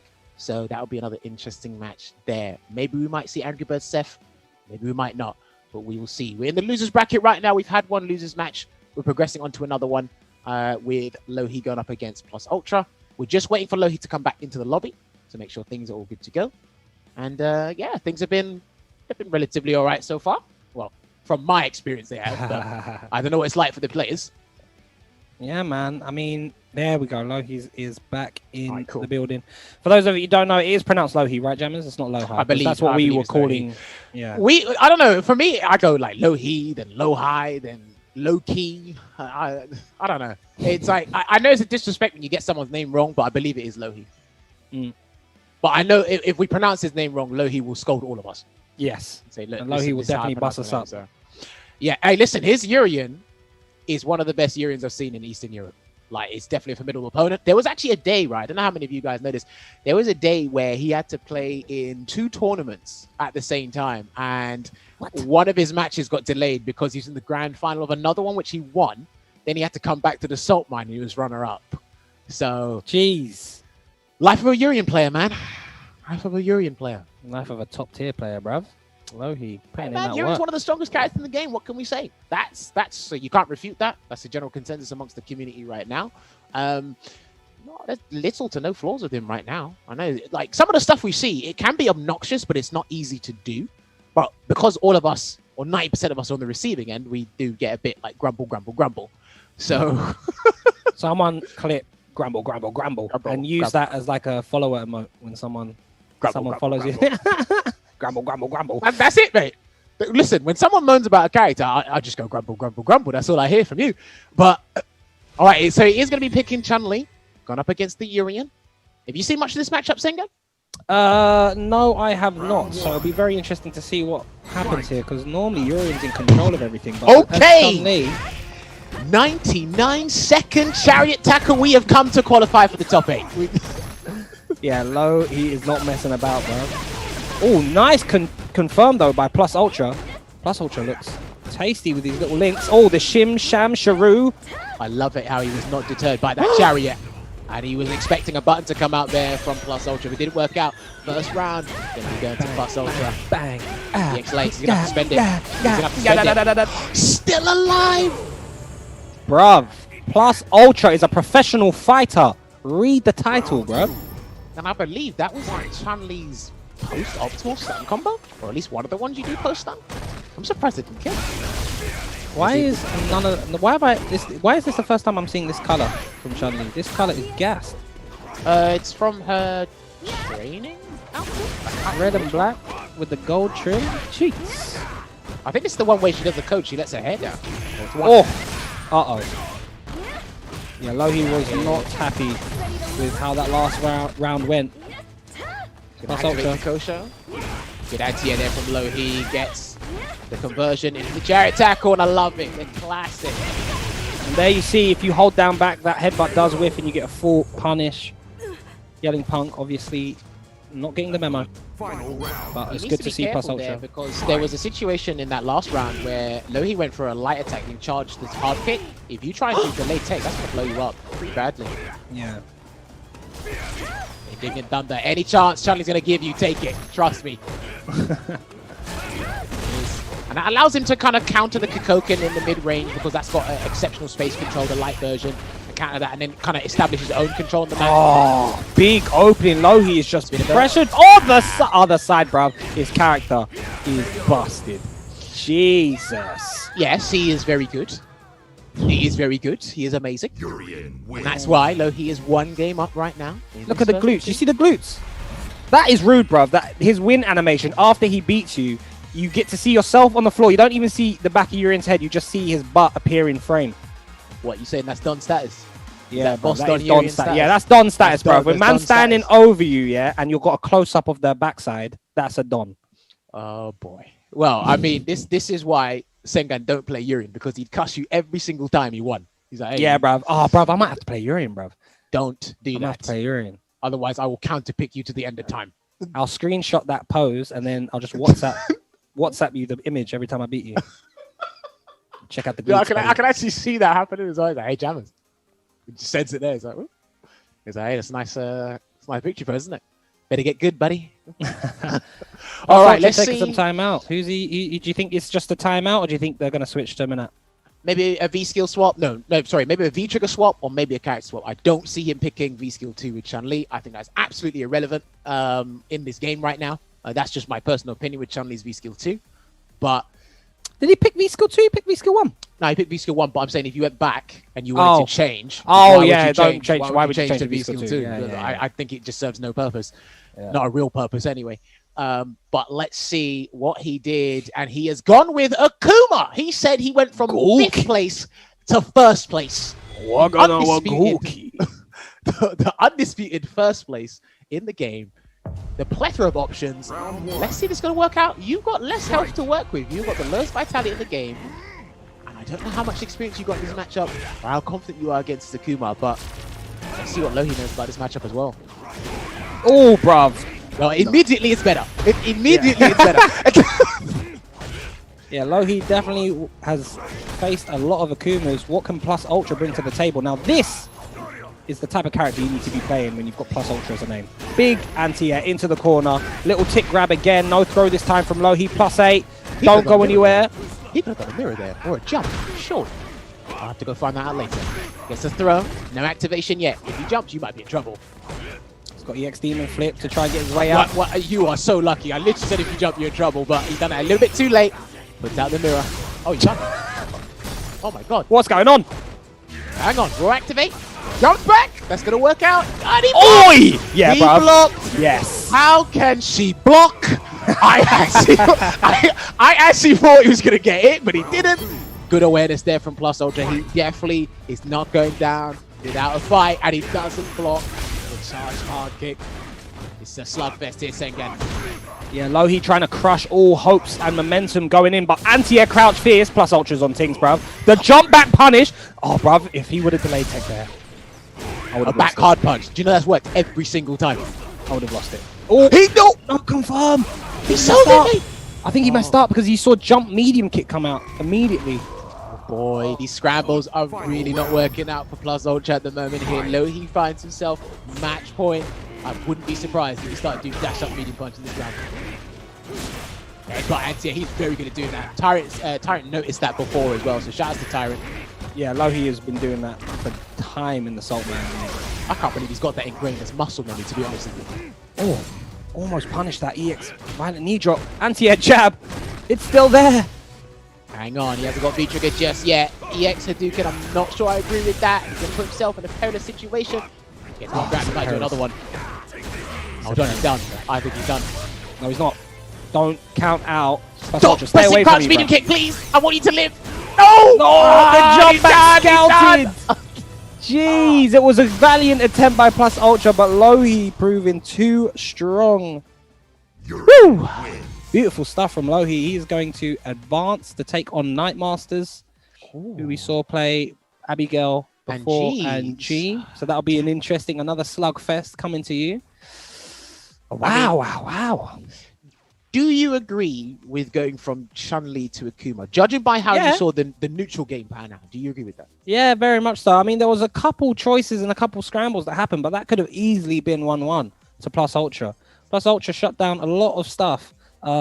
Obviously, Lohi is a very competent Urian, so was able to clutch it out, and the scrambles went his way this time. But Plus Ultra, it didn't look like when I saw them pick Akuma that it was an Akuma that, oh, just pick Akuma in it because he's top one in the game and I'll play. He had some stuff. He had some stuff and some unfortunate drops. So good stuff to them.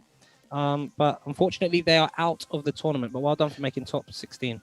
Yeah, that was really unfortunate there to Plus Ultra. And again, no more qualification spots to the guys that kicked out the tournament now. That's it. 2 chances and you're out. But what I'll also be telling you guys is I believe we're going to be going on a short esports break. Get yourself some refreshments, get yourself some biscuits, and make sure you get your Saint Cola on.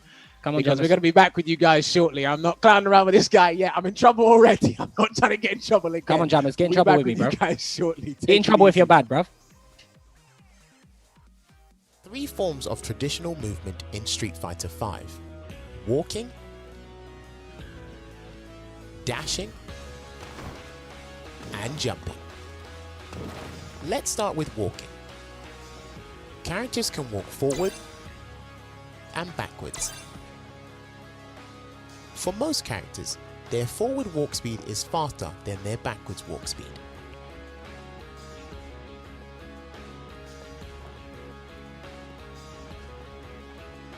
If you want your character to move quicker, then you can use the dash.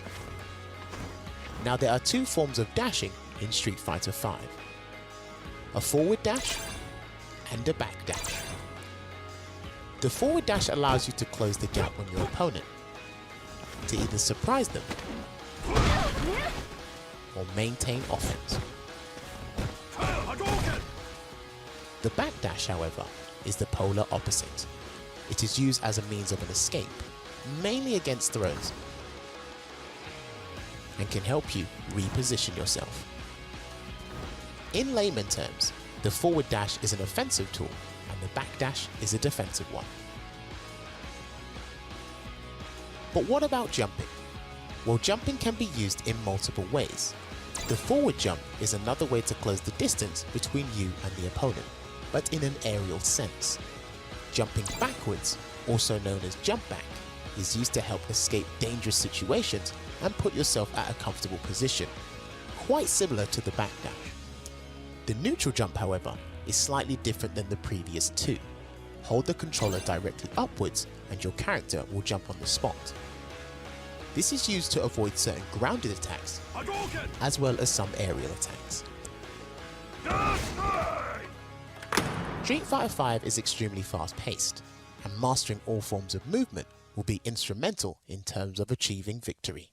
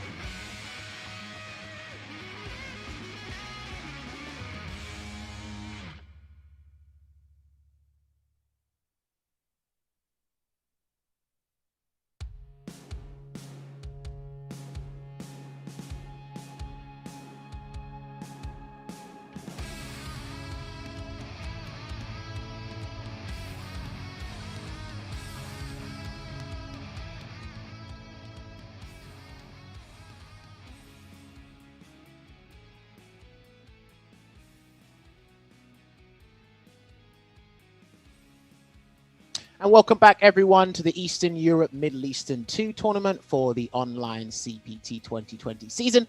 Myself, Jammers, and Sengan on the mic for you guys. We've gone through tons of matches today. We already had 2 people exit the tournament, Nerzil and Plus Ultra. Commiserations to those guys, very unfortunate. And we have a bracket for you guys on the stream to see. As you can see, Gulag advanced his match. He'll be going up against Yelling Punk very shortly. And then we're going to have Night Masters going up against Lohi. Sengan, talk to me. How you feeling? I'm feeling great, man. We've had some pretty intense matches. Well, they've been pretty one-sided, but good, solid stuff from There's been all of the players intensity about the one-sidedness. Yeah, that's what he's intensity trying to about say. yeah, thank you. PayPal you that 50 quid later. I'm looking forward to this next match that we've got because we have a Dalsim. Always good to see a Dalsim in top 16s or top 8s in tournaments. Oh yeah, can I just say something, please? So yeah, because I know people think it's infectious doing those tutorials. That's during the CPT It's breaks. not infectious. That is me. Me and infectious do not sound one and the same. We are two No, completely they different sound- people. yeah. He's a professional player. I'm a professional commentator. We get along. I hope we get along. And he's a great guy, but it's not him doing it. He has his own series that you should go and check out to play like the pros. Yeah, go listen to his YouTube video and then go listen to Jammer's YouTube video. They sound nothing alike. I don't get why people are like, is that infectious? Bro, infectious is from Manchester. Listen, apparently I'm a 99p knockoff Walmart version of infectious. That's it. Listen, some people go in these days, and that's why we love you as the community. What I also love is watching some high-level Street Fighter when Dalsim's on the screen. What a segue, bro. Someone pay this guy double fees. Here we go. I can take money out your account when it goes in there. Don't understand that. Here we go. So, all right, good start. I'm going to call this guy Cody because he's got too many... Oh, this is Choco Man. Yeah, I think, yeah, from Russian, right? Yeah, Choco Man. Go on. Choco Man. Yeah, versus Hydra Marine. I'm not aware of a Hydra Marine. Did Hydra Marine didn't make top 16 last time, did they? No, he did, actually. He had to go up against another Russian player known as Zenom, I believe that's how you pronounce it. He's getting blown up, boy. But right now, he's not having a good time in the neutral against Dalsim. Gets the grab, though. And I noticed that Chocoman has picked Yoga Deep Breath. It's too interesting. Yeah. Be interesting to see what type of things he can do with it. But Chocoman, fortunately, tries to Shim-Sham, but the back throw range, too much. And Chocoman is looking to take this round. Oh, he tried! You could lose the game. You could actually lose the game because of that. Oh no. Grab! Spartan! Bomb! He's done, mate. Yoga Sniper, it is your best friend and your worst enemy if it doesn't work. Good jump forward. Really good here. Do you know what? Hydra Marine actually might take this first game. Judging by how that last round went, he can take advantage of that. You think Chocoman might be rattled a little bit? Maybe. Only because his closeout tool doesn't work. Uh-oh. Oh, my days. Man tried to jump out and ate full EX into a juggle. But the tables have tied. By tied, I mean turn. Look at him. He's cooking him up and he went full screen. I agree with this. I actually agree with this. And he charged up basically too as well. And it bounces. Can he get another deep breath on board? That's the activation. There it is. I think he's lost. Yeah, he's done. That's a little bit scrappy. I think in a situation like that, so when Urian air resets you and you're literally right in front of him when V-trigger's available, I actually think it might be curtains. Because it could be a throw, then he sets it up. It could be a meaty, and then he sets it up. Very bad spot, especially for a character like Dalsim, who's in that situation, he's probably banking on the opportunity of a V reversal, which I think he said kind of hit there, but Hydra Marine takes that first game, Sengan. Yeah, it's unfortunate because Chocoman had the whole screen to work with and just decided to teleport in, put themselves in a horrible position. So good stuff from Hydra Marine to clutch it out. That's that fireball taking up that space. God, he stays in the air for way too long, but it's brilliant at the same time. There's a violent knee drop, misses unfortunately there for Hydra Marine, and he slides under a dangerous head cut. Trying to make their way out of the corner is Choco Man. Hydra Marine not allowing it to happen. Without anything to say for it, just gets a dash up and a grab. To the other corner we go. Nicely spaced drill. Oh, the call out on that neutral jump. It worked out. I think what I'm seeing here is Chocoman's trying to get real estate. He's trying to get some space to work with regardless. But at the same time, he's allowing Hydra Marine to charge up B-Skill 2, which he hasn't done it yet. And just to kind of let him close the gap. He's making it too easy for him to close the gap. Oh, wow. What maneuverability there to get underneath that fireball, but just again teleports back in and puts themselves in a horrible position. Hydra Marine. Choice with the light version of the deep breath. I like that. Yeah, same. Very good stuff. This is what you want to see if you're a Dowsing player. Complete control, full screen, good check on the dash, good conversion, has the powered up fireball. What's for breakfast? Your headpiece. On That's what's for breakfast, bro. Was that? Man said put his head on the platter. I'll teleport. Wait, I left my Oyster card at home. Let me go and grab it. And at the same time, that is unbelievable. Someone stop Jammers, bro. Would He's you OP. believe at some point people thought this character was bottom 5? Oh my days! He's stunned. Hydra Marine thinks that. Oh no, 2 bars in a dream. What's he gonna do? Turn of events, the right set. Yoga flare on the side. Delay! He punishes the delayed throw tech. Let's see what Chocoman's got in store. Yo, bruv, Chocoman is playing like he has 5,000 health. What's going on? Just keeps on going in. He's got a lot of vitality in the game. Can I encourage you to do that? You're into a character that can afford to do that, and he can afford to lay back at times as well. One thing I've noticed as well is Chocoman needs to be careful certain links he throws out, because if Hydra Marine wants to do EX Violent Lead Drop, you're going to take 160 damage minimum. Uh-oh, good punish from the V skill. I respect that. Nah, bruv, this guy's movement is crispy, clean, bruv. You have to be elusive with this character, Senga. The punish. Again. Don't charge up. Oh, I thought teleport was coming. Nah, that's fine. That charge up was fine. Oh boy. In the corner. Full resources available. Oh, that's unfortunate. Rare footage of the mirror not working out. Yeah, I've not seen that, but he's back in his Hydra Marine. Nice B reversal to just get space back. Good tech on the throw there from Hydra Marine. He's still got one more mirror to work with. I think he should put it in front of him if he gets the chance. Yeah, definitely so. And then V skill up. Hydra Marine though, trying to come back into this. Yeah, what's he gonna do? One more use. Oh, the double dash! Hold on, another violent lead drop. Still got 2 bars to work with. Oh no, he's dead! He's dead! That's 1 bar! No! Nah, I saw that. As soon as that thing went, I was like, yep, next round. Oh man, that is absolutely diabolical for Chocoman there. That was really unfortunate. You don't want to go down like that. It's twice, bruv. Twice he's done 50 cal sniper and it's not worked out, bruv. Both times, bruv. That hurts. Nah, that hurts because you know the tool that can win you the game can easily lose you the game. At that point, for me, it's yours to lose. You know what you're doing. Risk reward. I know it's a very common move that Dowsing does, and it was just slight misjudgment on the spacing. It whiffed, beautiful. and I saw this guy going. I was just like, right, that's it. Crouching Fist is coming. And he only needed the 1 bar. Only needed the 1 bar. And Urian is the character that you don't want to do a block yoga sniper to the most, because that crouch fierce, it doesn't matter if you're on the ground or in the air, it's catching you for both hits. A lot of characters have to wait and hope they get the grounded animation on the crouch fierce and can muck that up. But here's what I'm upset for. I'm still upset about Nozzle. I'm very upset for him because he done the right thing. He done the wrong special. And now I'm upset for Chocoman because the sniper missed.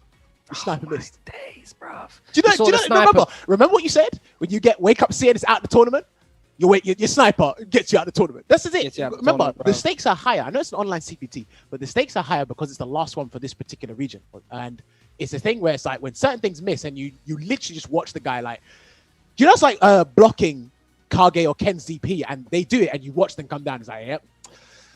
What time's your flight? Yeah. You checked in? You checked in. Good. Because you're going to need front row seats on this flight. I'm sending you back home, my friend. That hurts. That was really unfortunate there. But Hydra Marine makes it through. He'll be going up against Lord Ahmed up in losers round 2 of this top 16. But our final match on the losers side for the round 16 or round 1 of top 16 is going to be Papoi, I believe, versus a guy called Zantetsu. I think Zantetsu made it to the top 16 last time. I can't quite remember. But the other guy, I've never heard of. Sengan, have you heard of him? No, Papoi. Yeah. Never heard of Papoi, but I love the handle, Cream Starter. Sounds delicious. I'm going to pretend I didn't hear that. Slash. I love cream. Love cream on everything, mate. You put whipped cream, double cream, you know, eating mess. What are you thinking about? Jammers? Huh? Vanilla ice cream, mate. That's what I'm thinking about. All right, Right. that's what I Strawberry- thought. That's what I Strawberry thought. ice cream, man. Hold on, where's my glasses? Let me get my glasses. Hold on. Hold on. Oh dear. Was it vanilla ice cream, Jammers? You sure? I don't know. Lovely stuff. Lovely. Lovely. That's what I thought. Lovely stuff. I'm telling you, we're not gonna be working with each other again. What's gonna happen is we're gonna get Stern telling off, and you're gonna see this guy. You're not gonna see me ever again. It's no problem. man. No problem for me. But no, it's actually good to commentate with Sengan. We haven't done this for about 6 or 7 months. It's been a long It's time. always great fun, mate. It's always great fun. But we are not finished yet. We got more gourmet games, more GGs, and more top tier commentary coming your way as we have Papoi going up against Zantetsu, another Dalsim, another Laura. Will you do Yoga Sniper or did you watch the last match? So, correct me if I'm wrong, right? We've in the losers bracket, we've doubled up on Urian, Dalsim, and Laura. Yeah. The Eastern Europeans love their Lauras. Oh, sorry, they're Urians and Dalsim. But it's working out, man. Look, they're here for a reason. They're in Let's top see how 16 this for a goes. reason, yeah. But I'm Here we curious to know how Papoi is going to handle this nice buffer from the crouch and fierce into medium bolt charge. So I can see that matchup knowledge being exhibited to us right here. Now this matchup, I've only seen it being played with Broski and Shiv. Yeah. And the whole time, what I have seen and the footage I have seen is the Dalsim player being in complete control, destroying the Laura player, and then the Laura player activating V-trigger and the Dalsim player running out of the house. To put it simply, how it goes in Street Fighter 5 is you either can't get in or you can't get the guy off you. That's exactly how matchups go now. And nice, he's picked V-trigger 2, Yoga Sansara. Okay. Gets the overhead. He checked! No, please don't check that because it's a trade combo into death. Please don't do that. Will be reversal there. He won't be needing that V-trigger. There you go. And the jumping light kick, beautiful hitbox on that to just hit Zantetsu out of the anti-air. And Papoi has got a 1-0 lead. Oh, damn, he missed his sunset wheel. I think he tried to input it, but he slowed down there for a second, and he almost got the chance to punish that teleport. Very nice, though. I still think Zantetsu is trying to find his footing in this matchup. He wants to figure out what Papoi's doing. Yeah, Papoi is smothering him. He hasn't really got... Oh my days, the EX through. That was sick. That was gangster. That was actually gangster. He literally sat there and watched it. He said, you think this is going to work? Yeah. He wins the tournament, bruv. He wins the tournament MVP. Sansara again. He backs off. He's trying to hide behind it, but listen, last time that didn't work, but Papoi hasn't got meter, so this might work out. Tried to get the V-trigger to do something, didn't manage to get any damage off of it. And he's put himself in the corner. Ooh! Yeah! Elbow straight to the draw side, and that is going to be 1-0 to Papoi. Light bolt charge taking it there. So one thing I noticed in that first game was like Papoi was trapped in the corner, and anything he tried to use, so V-trigger 2, he tried to use Yoga Sansara as a deterrent to stop like Papoi from getting in or doing something. Oh, Papoi's the Dalsim. No, Papoi's the Laura. Oh, okay, cool. Because you just said Papoi there. Okay, cool. As long as I'm calling the right person. Sorry, carry on. Jesus Christ. Now I lost my train of thought because of you. It's in my head. It's just gone. But anytime that Zantetsu tried to use the V-trigger 2, Papoi had an answer immediately. Yeah. He's going to have to switch it up. I still think he tried to find his footing in that matchup. So hopefully he can be a little bit more on point with certain tools that he uses in the neutral.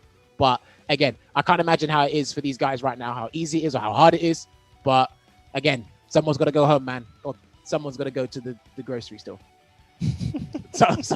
Hey, listen, sometimes on tournament day, your fridge is empty and you're like, damn, I could go. But then if I go now, I'm going to be put in loser's bracket because I didn't show up for my round 1 match. And you think you could do it within the Smash GG 20-minute window, and it never works out because the queue at the supermarket is absolutely huge. And then there's one guy complaining that there's no bags. Bloody hell, bruv. Jammers.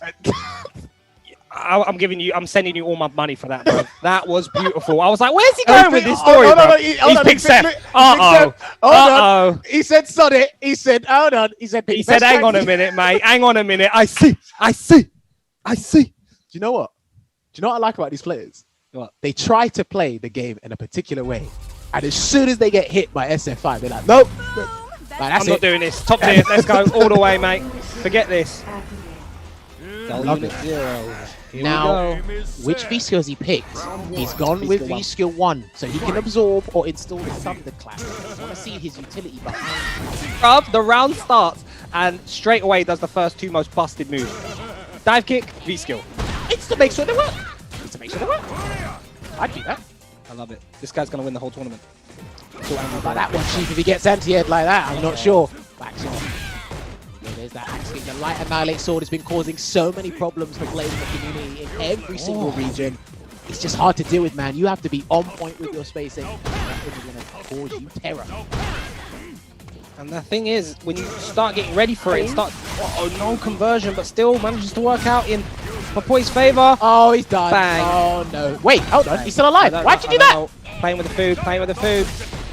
Here we go. That messes up the dive kick. That's unfortunate there. And Sengan, this is not looking good for Zantetsu. He's only got... Well, listen, if he wants to stay in the tournament, he's going to win every single round from this point.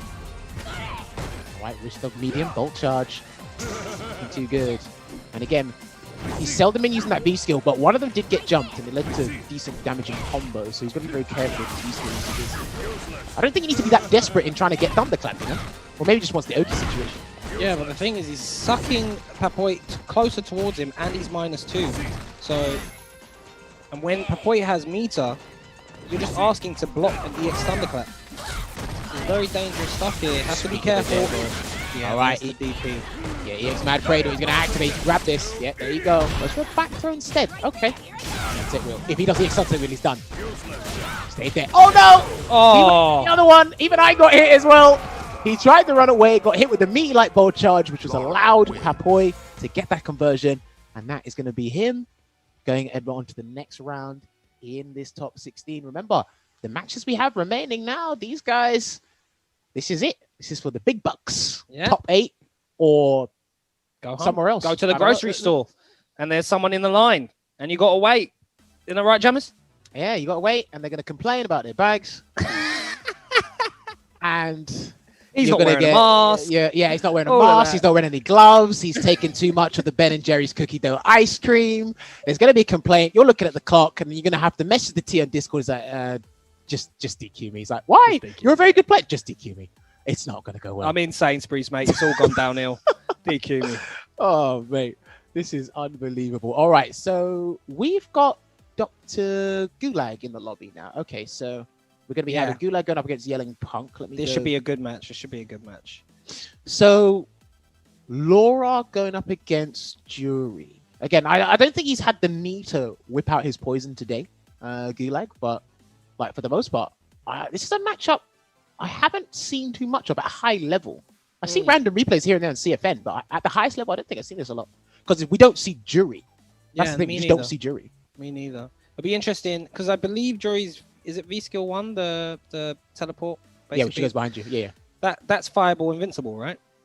You can go through, you should be able to go through Fireballs. Yeah, Hold so on, let me double check. To the frame data.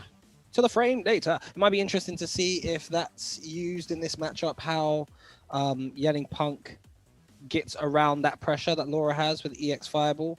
Because Jury as well has pretty far range normals. Now, last time we saw Yelling Punk, it was versus, was it Lohi? No, it wasn't Lohi. It was. It's got projectile invincibility while moving forward.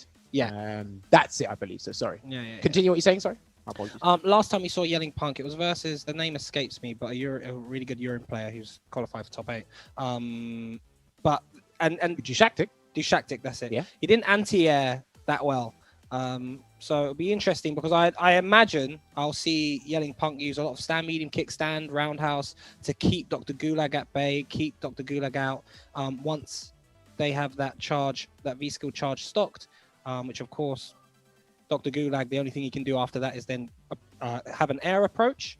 And Yelling Punk didn't look consistent with the anti-airs versus Dushaktik. Well, we'll see, because the damage differential between these characters is abnormally large. So you got to be very careful with your choices, your button choices, especially in the neutral. We've seen Yelling Punk. The times he did anti against Dushaktik, they were on point. So I'm pretty sure he'll be fine. And look, Laura can't change a jump arc, so I think he'll be more or less okay. When he gets the light Fujin, the space control on that, because it's so slow, is amazing. Allow him to walk forward, maybe force Gulag to jump at him to get a clean anti-air. But like I said, Jury does snippets of damage. I ignored it. We're going to get poison, baby. Poison, all right, baby. So apparently I might know what I'm talking about. So yeah, this is Gulag's pocket character. He's actually been putting in a lot of work with this character, just as much as I have. So I think it's a good choice to test the waters right now, because if things go south, he'll probably go back to Laura. He can play at a further range, less risk involved. It's still death by 1,000 cuts in terms of the philosophy, but this works out a lot better. And if she does the low fireball, catch him crouch fierce, trade with medium heart rate, there's some stuff Jury can do. There's some stuff Poison can do in this matchup. There you go, that trade there, see? That works out. Now, one thing I don't think people actually know when it comes to the medium heart rate trade is if you traded that twice, that's basically built your opponent 1 bar V meter. So that can actually be useful in the long run if she gets the meter to do EX heart rate on you. So you just V-reversal them away early. The opportunity to do that. Just back sock here. I don't know about Poison because you don't have a command grab or anything like that. But outside of Gulag. Unless V-trigger 2 then though. Yeah, Dr. Gulag is shutting me up, bro, because he has got a very commanding life lead on Yelling Punk and has done very well to zone. There we go. Like to see a bit more stocking up with the V skill as well. Yelling Punk has not used any of that. Yeah, I don't think he wants to give the Gulag the chance to try and punish him. But for the most part, now the neutral, I believe, in my opinion, is in Poison's favor. She's got the tools that do half the work for him. But when you're in the corner like this, it's definitely hard to get out. And I don't think he's gonna. Oh, there you go. Smart V reversal. He's got a life lead, so he can do it now. And there's the trade again. You got to be very careful. Crouching fist and medium heart rate guaranteed, especially if you have low life. You've got to be very considerate of the risk-reward situation there. Oh, trade on the anti-air. Sit back down. Go, Nate. Just using those buttons. Crouch fist. Medium heart rate gets that conversion. And they chase down for the stun. Let's see what Gulag's going to set up here. He's going to go for the optimal post-stun combo. It's a heavy avid line. What's the Oki going to be? Trying to go for a shimmy. Didn't work out. And he tried to backdash, but again, Yelling Punk's been noticing that by everyone who's been playing him today. Trying to go low forward and no activation yet. I don't think he even needs it, but... There's the cross cut, another back throw. I'm loving this corner control from Yelling Punk. Well, you've got to be careful with those light fireballs, man. Oh, the jump forward, fierce. Stopping it. Now, the reason Yelling Punk has been doing the Ryudan Satsus all the time is because they go over the whip. So, and that's the EX version, so it's safe on block. So you can afford to take that risk. Bro. It's called splits. It's called what? Splits thing. You want the colloquial name, yeah? It's called the splits thing, bro. All right. The reason he's doing the splits so that Sengan can understand me is that the splits can go over the whip, and then she gets knocked down, and do the splits again. You can get this little chunky meaty thing. Do you know what I'm talking about? Oh, yeah, I understand now, I understand. Because before you said something like Ryu Tatsu Matsu, I didn't know what you were talking about. Caveman talk for you people. That's right, they did dumb it down for people like him. I'm surprised Yelling Punk. What can Poison do if you're charging up V-skill from full screen? Let her do it, and then you bait it with a heart rate cancel. So you hold the whip, cancel it, and then she tries to punish you, and then you get like I see. Stand medium kick. So. But at least to stock up.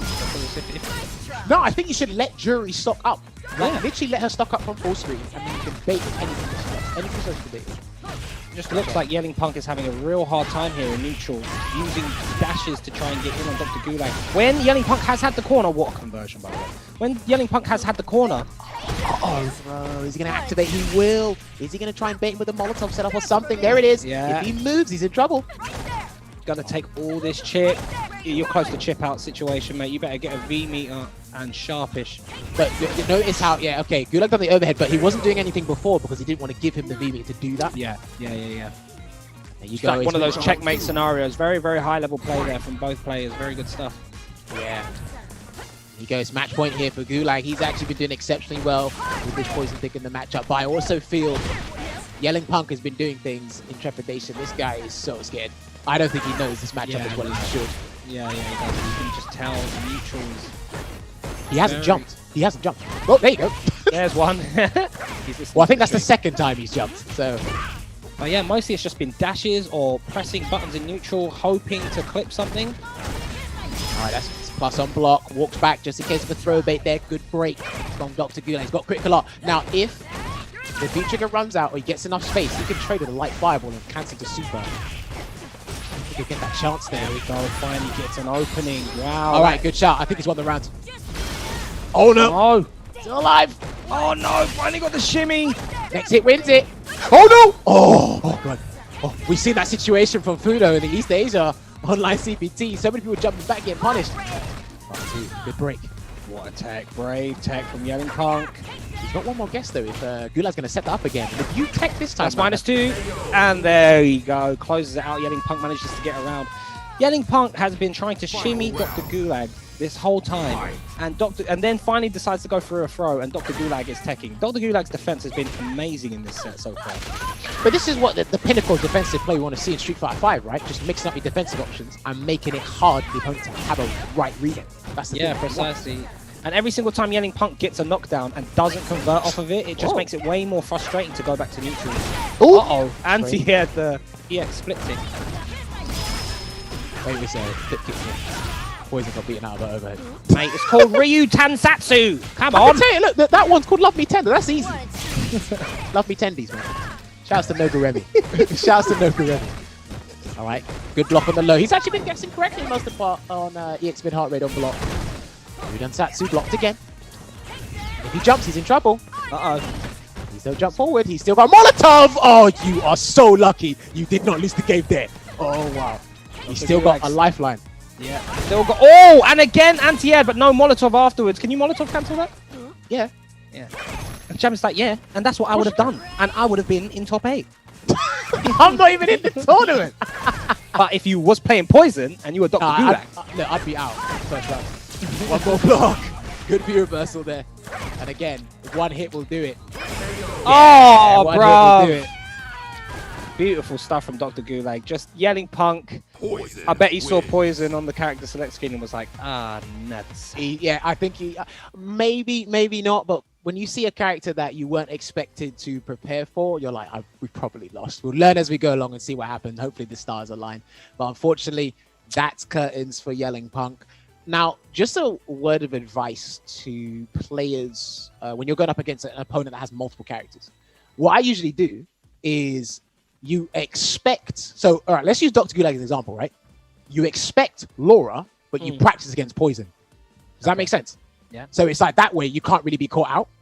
It's like you do just refresh your memory in the Laura matchup. But it's like, right, I'll train for Poison just in case for the he whips her character. out. So that way you can't go... You pick Poison. If they pick a third character, then, well, I can't help you there. But but if they got two characters, prepare for their pocket or train for their pocket, but be mentally prepared for their primary character. That's what I usually do anyway. So, but wise words from Jammers there. Yelling Punk, unfortunately, out of the tournament, no more jury, man. I'm kind of upset. I wanted to see more jury Sengen. Yeah, I liked Yelling Punk, man. Yelling Punk, you could tell just by the way they played and the way the situations and choices they chose on Oki. They're a very, very competent player. So I'm looking forward to seeing Yelling Punk hopefully at more tournaments in the future. Yeah, fingers crossed. But I believe, are we going to a break? Now, let me double check. I believe, yes, we are indeed. The streaming gods in my ear said, yes, Jammers, we are going for a break. This is the final break this time, guys. So bear with us, and we'll be back with you shortly. See you soon. See you in a minute. Counter hits are highly common in Street Fighter V, as they occur in almost every round.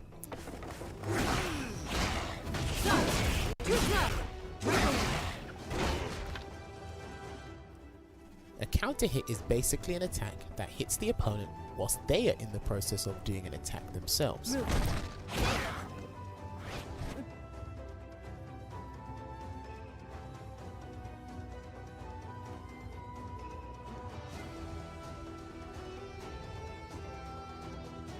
When you land a counter hit, you are rewarded with more damage,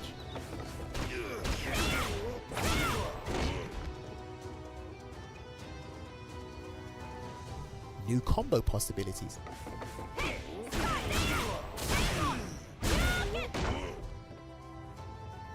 and potentially additional effects.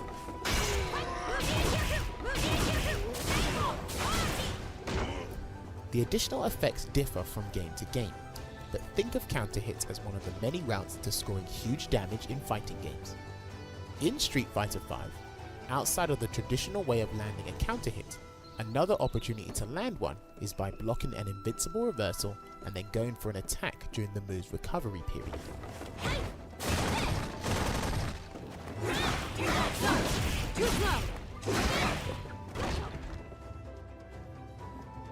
Certain moves leave a character in a counter hit state, not just invincible moves. So it is in your best interest to try and take advantage of that situation.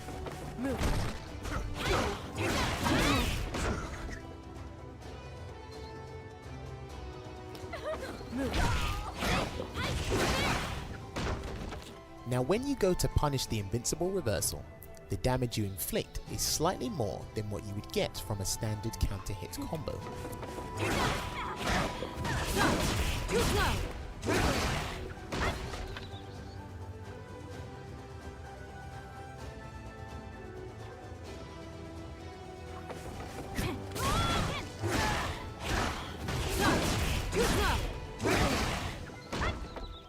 This is a change that came about in the 4th season of Street Fighter V.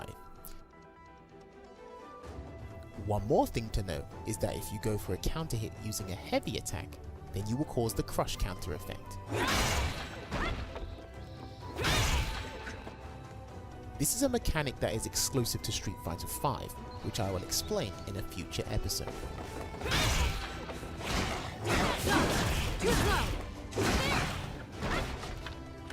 The majority of attacks in the game have the opportunity to connect as a counter hit, and the mileage you get from those certain counter hits is devastating.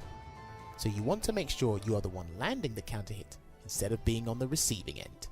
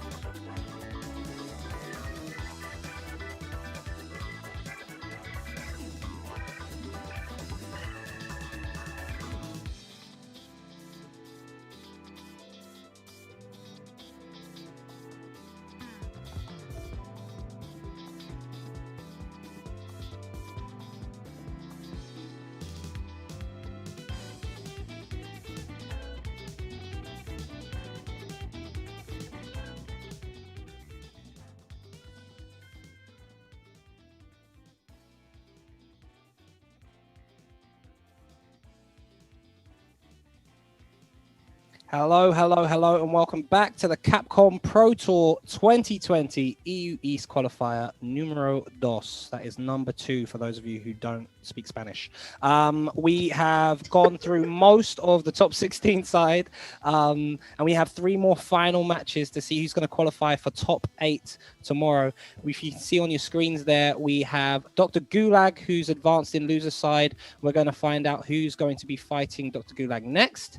And then, of course, we've got that last slot for top 8, those last 2 slots with those 2 matches coming up.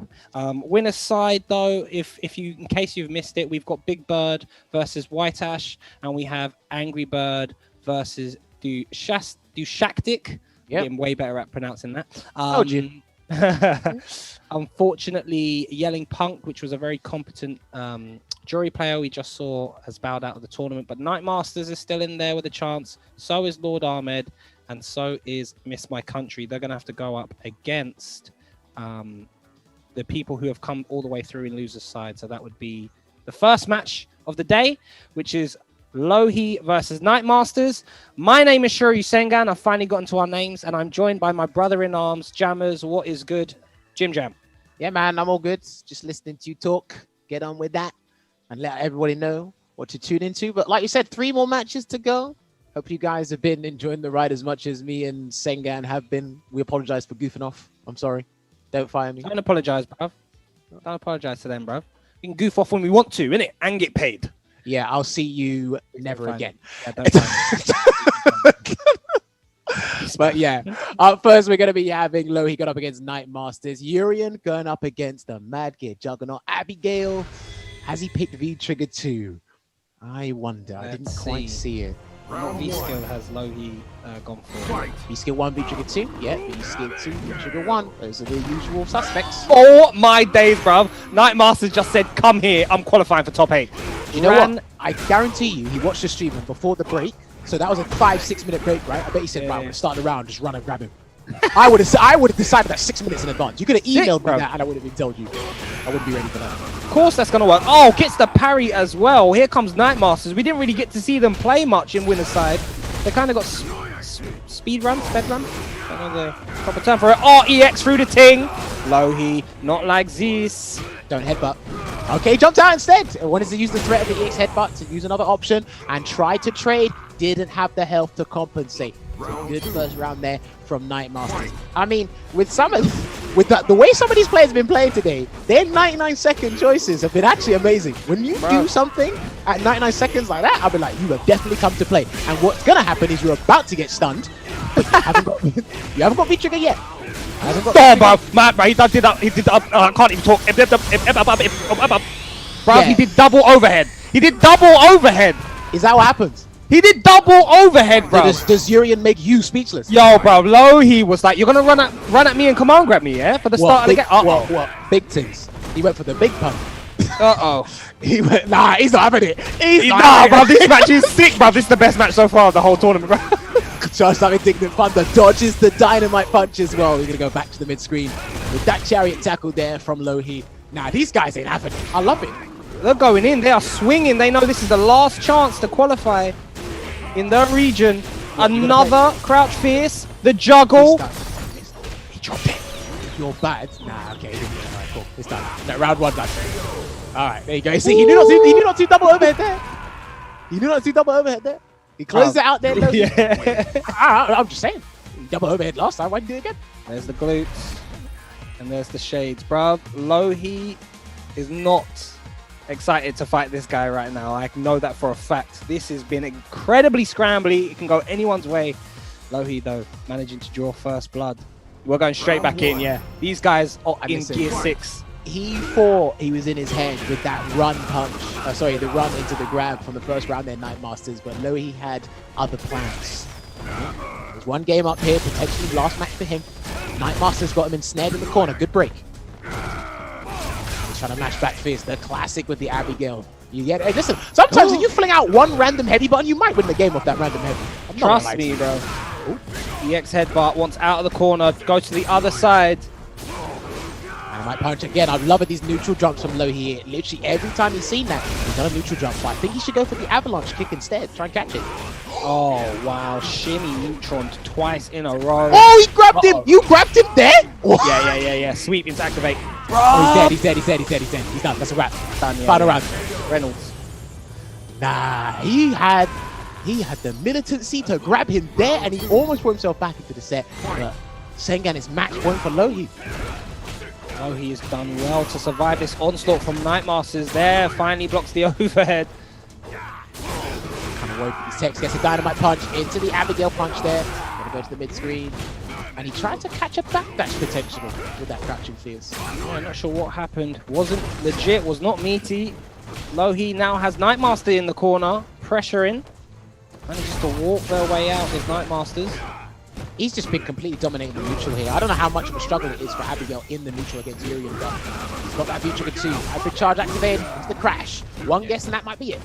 Here we go. Right, here comes viable. Oh. He grabbed him back for he's done. That was beautiful. Yeah.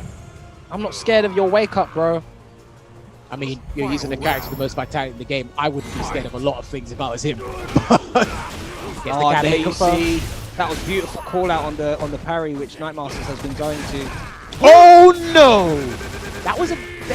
It was a punish, but I think that was very weak. We'll take it. We'll take it. Could have done more, but we'll take it. He wasn't expecting it, so the fact that he was ready with a crouching light kick, you kind of got to give him props for that. Yeah, precisely. And the back throw, I think that was a punish. I actually think that was a punish. It looked like it. You don't want to be in this spot if you're Lohi. Me? He doesn't want to make this go to a 1-1. Come on, wait a second. Oh! No. He's sick. He's not going to come on grab him now. Surely he's not. No. And again, do it if you're bad. No, you're not bad. You're dead. The reversal. Other side. Grab. Boom. Bang. Everyone's missed. It's Lemony Snicket. Scrambled eggs on toast. Lohi is going to advance to the top 8 to face Dr. Gulag. But Night Masters, bruv, you got sped run the first game in winner's side, but that was very entertaining. Thank you for joining the tournament. That was beautiful. You know how much testosterone I felt in that match? I felt that. Wait. Certain things are happening. It's like, hey, no. You're not getting away with that. Boy. I got to do something. And do you know what? The fact that he command grabbed, that he had headbutt available, I was like, nah. Bro, That's why. And then missed it, bro. It was sick. Come on, grab. Miss. And it's like, no. All right. The plan worked to a T, guys. That was extremely unfortunate because that was his game. That was his game. Everything else after that was on borrowed time, but unfortunately, Lohi borrowed that time to book his place in that top 8 there. So again, Lohi, man, he gets the job done. Whether hook or by crook, he gets the job done. Listen, the stars, listen, sometimes CFN picks and chooses, and it didn't pick Night Masters today. The CFN gods, we give thanks. We give thanks to them. I give thanks when it messes up my opponent's anti-air, not mine. That's it. All right. So up next, unfortunate to Night Masters there, but it's good to see him on the stream for the top 16. But we're going to be having Lord Ahmed going up against Hydra Marine next. Bison going up against Urian. I think these two played last time. I really want to say they did. And Lord Ahmed won? I'd have to find. I'd have to find the bracket. I really have to find the bracket for the last one, but I'm not sure if they did. I don't want to be giving out false information there. They didn't. But I have a feeling I did see Urian versus Bison last time. It might not have been Hydra Marines Urian in particular, but all right. 2 more matches to go. Lord Ahmed has been waiting quite a long time to play his match. He did lose to White Ash 2-0. See, in situations like this, because we're online now, I'd get very antsy because I have to wait so long. Because you're waiting for your opponent, and B, it's like you don't know who it is. But the beautiful thing about this is because it's online, I'm just going straight to CFN and looking at all your matches. I'm trying to find out if you fought a Urian in the last 100 matches on your ranked or your battle lounge. What's your win rate against Urian? You know, you can get a lot of information by doing that. Hold on. Let me ignore that win rate thing, because that win rate I think is complete BS. Because on the day where you think, yeah, I'll do good against Urian, it's like, but this Urian knows it's the online CPT and you ain't gonna deal with it. It's BS anyway, bro, because I think there's a trophy which unlocks to show that you've watched 5 replays, and I think less than 1% of the people who have Street Fighter 5 have that trophy. Damn, he's giving you those PlayStation stats. You'd be surprised. I was the stats man. You'd be surprised, bruv. I've gone to some top level players that we know in London and looked at if they have that trophy or not. It'll be surprising, A, how many people don't have that trophy out of those top players, and B, when they got that trophy, bro. Wait, that's on CFN. How'd you know they're not on YouTube, baby? CFN, you get to see the inputs, you get to see go frame by frame. CFN's my homework. I know CFN. I know CFN better than I know my own cat. But you got a cat? I got a cat. Here we go. Lord Ahmed versus Hydra Marine. We are getting into this. Who's going to qualify for top 8 and who is getting sent to the bedroom? Yeah, who's getting sent to another room in the kitchen? I don't know. I literally just processed what you just said. That bedroom was a question mark at the end. I don't know where they are, where they're playing. But pretty even match so far. 30 seconds. So he's gone with Bestial 1. So me and Tyrant said this last time, right? So when it comes to Urian's V-Skill 2 with Indignant Thunder and Bison's V-Skill 1, he can actually absorb the first hit of the Amplified Metallic Sphere, then he takes the second hit, but he still gets the projectile to work with. So it's actually a pretty interesting thing to work with for. You check on the head-to-air. Yeah, and the command grab bomb just runs out. Dead, that should be dead. No, this is up. Uh-oh. That's not dead, but he gets the game. No! Oh, the critical missed. I think he done it too early. I think he cancelled Sakura way too early. Lord Ahmed still in this. I would headbutt. Just out of frustration, I would headbutt. Oh my days, Lord Ahmed. I would headbutt for frustration. Headbutt your TV screen for selling that one, Hydra Marine. Lord Ahmed manages to scramble his way up around. That is beautiful stuff. That was unfortunate there, but he gets the scissors nevertheless, applying that pressure. There's an EX dangerous headbutt from Hydra Marine. Trying to shift the momentum into his favor. Anti-air there from Lord Ahmed, but again, Bison's anti-airs are very finicky. Challenging with the anti-air is sometimes not the best option, depending on the situation. That'd be pretty scary, especially under these conditions. Peppering Lord Ahmed. But here we go. This is what happened last time. The V-trigger activation. Lord Ahmed gonna get the party started. The chase down. Other side. Uh-oh. I wonder, how can Bison deal with that? Okay, anti-air there, to be honest. Not unless I'm 100% ready. Maybe V-skill. Yeah. Be ready for it. Yeah. They're very, like, strict answers. Can't be afforded to get up tongue to help for that. Now just let it go. Yeah, it was reverse. The delayed headbutt, the classic against everyone who tries to shimmy or do the throw bait against Urian. And he got hit by the violent knee drop. We're going to the final round, Sengen. Beautiful stuff. Yeah, you saw Lord Ahmed trying to shimmy and bait out that EX headbutt. Didn't take long enough. Hydra Marine ready. Very good chase downs though from Lord Ahmed. Hopefully he can get something started. He's got a good start to the round. Everything that he's got has managed to come out of the V-trigger. There's the head stomp, the check from the air to air. Nice anti-air there for Lord Ahmed, ready with that crouch fierce. See, I'm seeing Splurge's meter again, so he's left himself kind of meterless. And again, if you don't have any meter, I don't know how you're dealing with some of these situations, to be honest, but I know he's trying to like stop the pressure and momentum. He's trying to really take advantage of Bison's strengths as a like pressure monster, right?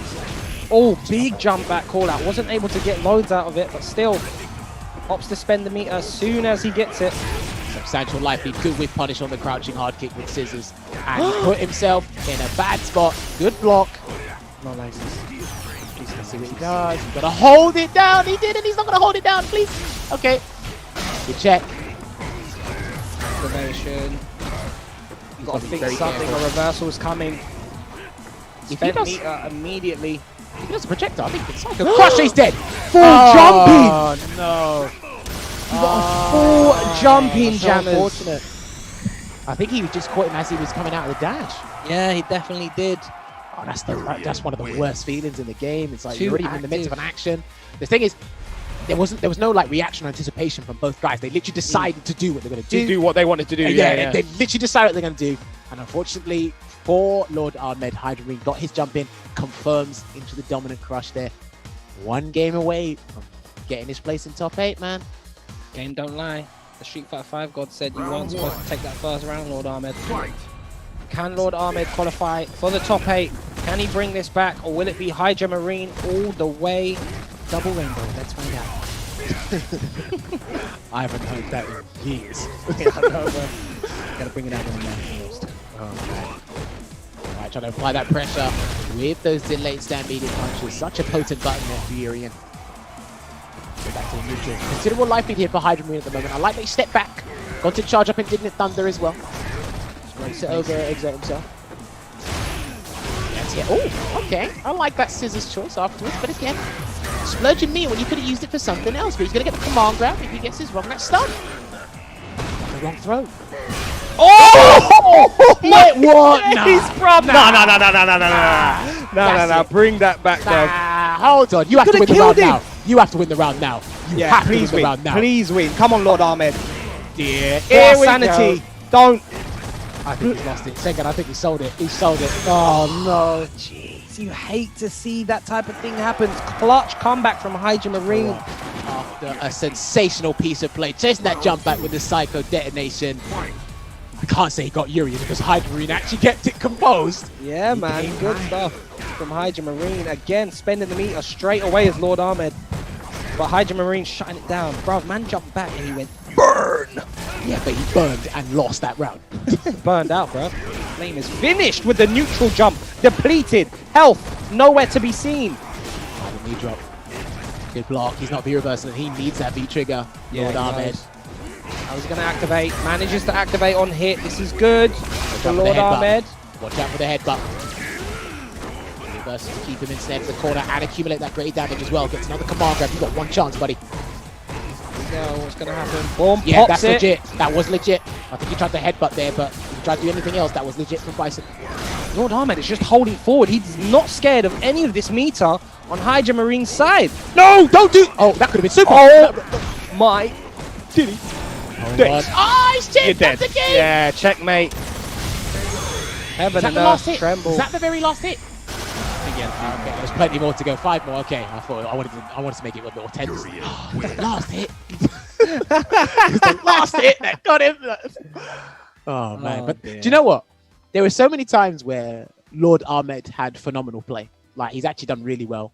Kept composed, tried to hold it down. But again, something unfortunate happened, which led to either him losing the round, or the comeback happening essentially for Hydra Marine there. But again, we got to go back to that round where he got the command grab, Hydra Marine ran away, then he jumped back, popped him for the stun, and then after that, it just I think he had game because he did like heavy punch, medium punch, scissors, and you can do Psycho Crusher to kill. I think he could have done Psycho Crusher. I'm not sure if you can do that after scissors, but I'm pretty sure you can in the combos. Yeah. I'm pretty sure you can in the combos. Yeah. But I need to check the tapes again and watch that back. But again, that was painful. That was painful for us to watch. But at the same time, that could be even more painful for Lord Ahmed. Yeah, man. And I think he didn't he get scissors into Psycho Crusher into critical art that just didn't hit, like one hit. Yeah. And he didn't pop up as well. There was a couple of moments in that which just...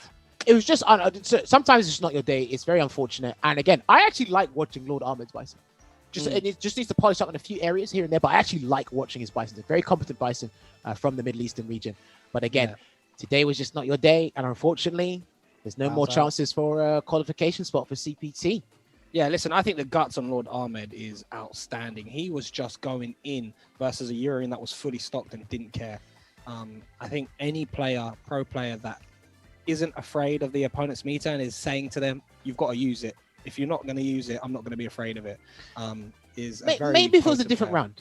Maybe if it was the round before, I would have been all right because we were going to a final round. But because that was like the potentially game-winning round for Hydra Marine, I'd be like, ugh. I'm not You got to put your chips on the table, man. I'll be like, do what you want. You want the red carpet out? You want team biscuits with that? Please do it. Please do what you want. Please do whatever you want. Let the cards fall where they may. It wasn't for Lord Ahmed, but we're going to have Miss My Country versus Papoy. Yeah, so that was the penultimate game. So this is the very last game of the stream. Thank you for sticking with us, myself and Sengan, from round 1 of the top 16 all the way till now. Miss My Country has had to wait the longest. Yes. Up first, ready to close it out. Hopefully in good fashion as well, because it's up against Laura, and I wouldn't want to be against Laura for the last game of the day. Yeah, this Laura isn't just any random Laura. Papoy, we saw from their match with Zantetsu, they had very good answers for stuff, very competent, knew what they were doing, wasn't really playing that risky. Let's see what they can do against Miss My Country. And you know, I feel that they'll be a little bit, Papoy will be a little bit more exhilarated in this set here. There's more to play for. Well, it's more to play for both of them, but because you're the more scarier character, the more volatile character, I think you really want to take your chances, at least in the first game anyway. What a massive comeback and swing around from Miss My Country. Looked at the wrong token there. Spinning bird kick? He tried to spin a bird kick or something. That was not. Yeah, that was medium kick. Yeah. Backs off. Gonna charge a thunderclap just in case. With the token activation. Oh! EX, and that's going to be enough damage to close out that round, and that is huge for Papoy because that was going downhill. Oh, I hate to be that guy. Do you know if you picked V-Trigger 1 and landed that, they would have floated, he would have got the round off the EX leg. To stand hard kicking V-Trigger 1 floats. I hate to be that. He had the hit before as well in the corner. Yeah. He got the jab, which counter hit, and then tried to go for the spinning legs, tiger knee. And that's what gave Papoy that second lease of life. And now Papoy has a round up, has a round to play with. Blocks the overhead. He saw that ages ago. Yeah, bro. Oh, and the side swap as well. Uh-oh. Good jump down to get out of the corner there. Got to go for a bait. Or maybe even try and chase down a backdash with that jump after the bolt charge. That's dead. Yep. Sunset wheel, the classic. It's a very strong tactic under these conditions. Use it while you can. Miss My Country is playing very solid, but gave Papoy too much of that red carpet that you like to roll out, Jammers, and Papoy I was know, just right? like, I'm running away with this now. I have to qualify for top 8. I'm not. He looks like Miss My Country looks like the type of player that if you give them the time to find their feet and get into the set, they're a very dangerous player to fight. So the only way you can counter that is just by running at their face. Here's the thing, right? So Sengan mentioned that Miss My Country is like has a very solid style. Solidity can only take you so far against certain players and certain characters. At some point, they're gonna either make you dance to their tune, or it's gonna be extremely hard to slow the game down. And not many players in the world can like slow the game down to make sure it plays to their character's strengths. It's pretty difficult. We'll see how it works out here. There you go. I think he just needs to check the linear movement dashes more. He wasn't doing that in the first game. Let's see if they can do that consistently. Miss My Country has a pretty big health lead right now, but Papoy does have that V-trigger activation. Very good stuff. I like the way that Papoy wasn't just trying to mash forward heavy punch to activate big crush counter, but no conversion off of it. He has found huge mileage from these V-reversals right now. He just doesn't want to deal with any of Papoy's pressure. Underneath B, tries to backdash. Oh no, the anti-air goes unpunished. Oh boy, that's the game. Come on, grab. Oh. You know what? In situations like that, I'd be pressing my 3-frame like crazy. I'd make sure the button fell off. I'd press it so hard the button would have to fall off. Because he's looking for the reset for the game. Otherwise, there would be one more guess, right? And just because of Miss My Country style, it looks so respective of his opponent. It looks like Miss My Country is starting to get a hang of it now, but no meaty on that wake up. Reverse the situation. You are now in the corner. Miss My Country has got a hold on here. That whip punch with the sweep though? That was great. beautiful. It was beautiful. Papoy's scary, man. One grab and that might do it. Good V reversal again. This time walk up throw. Dash up. Counter hit conversion. Nothing off of it. No V trigger now, so this is Jimmy gets Very that nice throw bait. Yeah, Sengan to me, it looks like Miss My Country. He has gone with, I'm completely abandoning the Go Show. I'm not using it. He's got a V reversal. That's one of the better V reversals in the game in particular situations. Chun-Li's one. Very fast. He's going to go with the V reversal strategy for the remainder of this set. Oh, what a conversion from Miss My Country. Don't let this person get back into the set, Papoy. You've got to close this out now. Another great conversion. The stun's there. No, he tried to do internet stop. The Tiger Knee legs. It doesn't matter. Walks forward. Doesn't get it. The stun's still there. No spark show yet. No spark show yet. And he's going to be very aware of the button he presses. Oh, there he goes there. Oh no. Here we go. This could be the beginning of the end if you get hit by a thunderclap. Oh, that you are so lucky. Why did you start that button? The latest. So active as well. Please watch out for a jump. Oh no. Miscalculated. Sengan, this might be it. He's throwing the thunderclap. That was beautiful. Oh, no! No, he messed up the combo as well. Another view reversal. Heavenly Father, please Big play. jumping! The Street Fighter 5 gods, bruv! Nah, bruv, it was just, it was Papoy's day. It was Papoy's day, bruv. Everything worked out and didn't work out at the same time. Oh no! That's 2 Lemony Snicket rounds. One from Nightmaster and Lohi. And now Papoy and Miss My Country. Unfortunate there for Miss My Country. No. Very unfortunate. But that was beautiful. That hurt. Do you know when I knew it fell apart? He done spinning bird kick. I mean, that's probably like what the first one he did. He did spinning bird kick. It got blocked. He was like, "I'm dead." Crush counter, and then when it didn't combo, he was holding down back like, "Wait, what? Oh, I'm still in the game." He gets concussion. I'll jump in. Listen, I'm telling you, one of the worst things is when you think you've lost and you haven't, and you hold down back, the guy has a command grab, and it's like, well, it's GG. It's so unfortunate, but oh, man. I mean, some of the games today they were exceptional. Some of them they were a little bit sluggish, a little bit really slugfest at the end of them.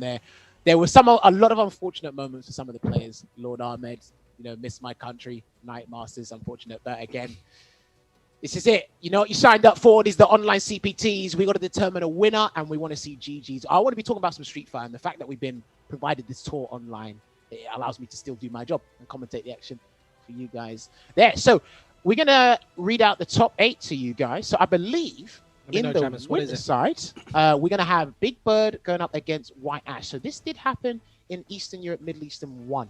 So it's going to be very interesting to see how this pans out this time around. We saw White Ash check the tapes against Lord Ahmed. It worked out. Maybe he has another crack at Big Bird, see how it goes. And the other side of winner semifinals, we're going to be having Angry Bird going up against G-Shaktic.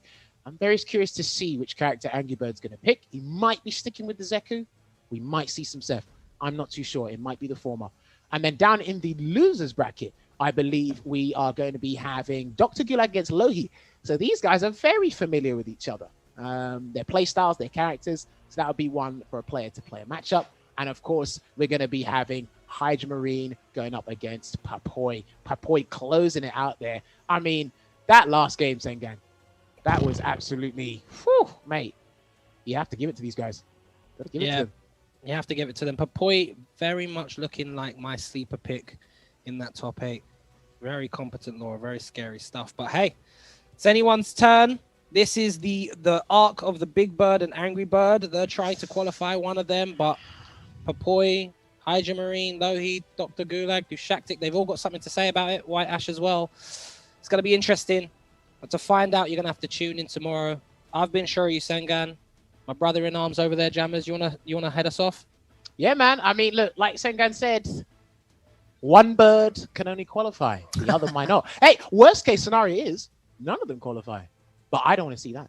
I want to see some GGs tomorrow. And I want you guys to stay locked in tomorrow for Capcom Fighters. Twitch.tv/Capcom Fighters. You can check out the archives for today's action on the YouTube channel as well. And make sure you follow Capcom Fighters on the Twitter account at Capcom Fighters there. But until tomorrow, we're going to love you and leave you because I need to bust this guy's head at Street Fighter. So until then, take it easy, guys. You ain't busting my head, bro. I'm busting your head. Take it easy, bro. No, bro. You know what? Bro, I'm taking this thing.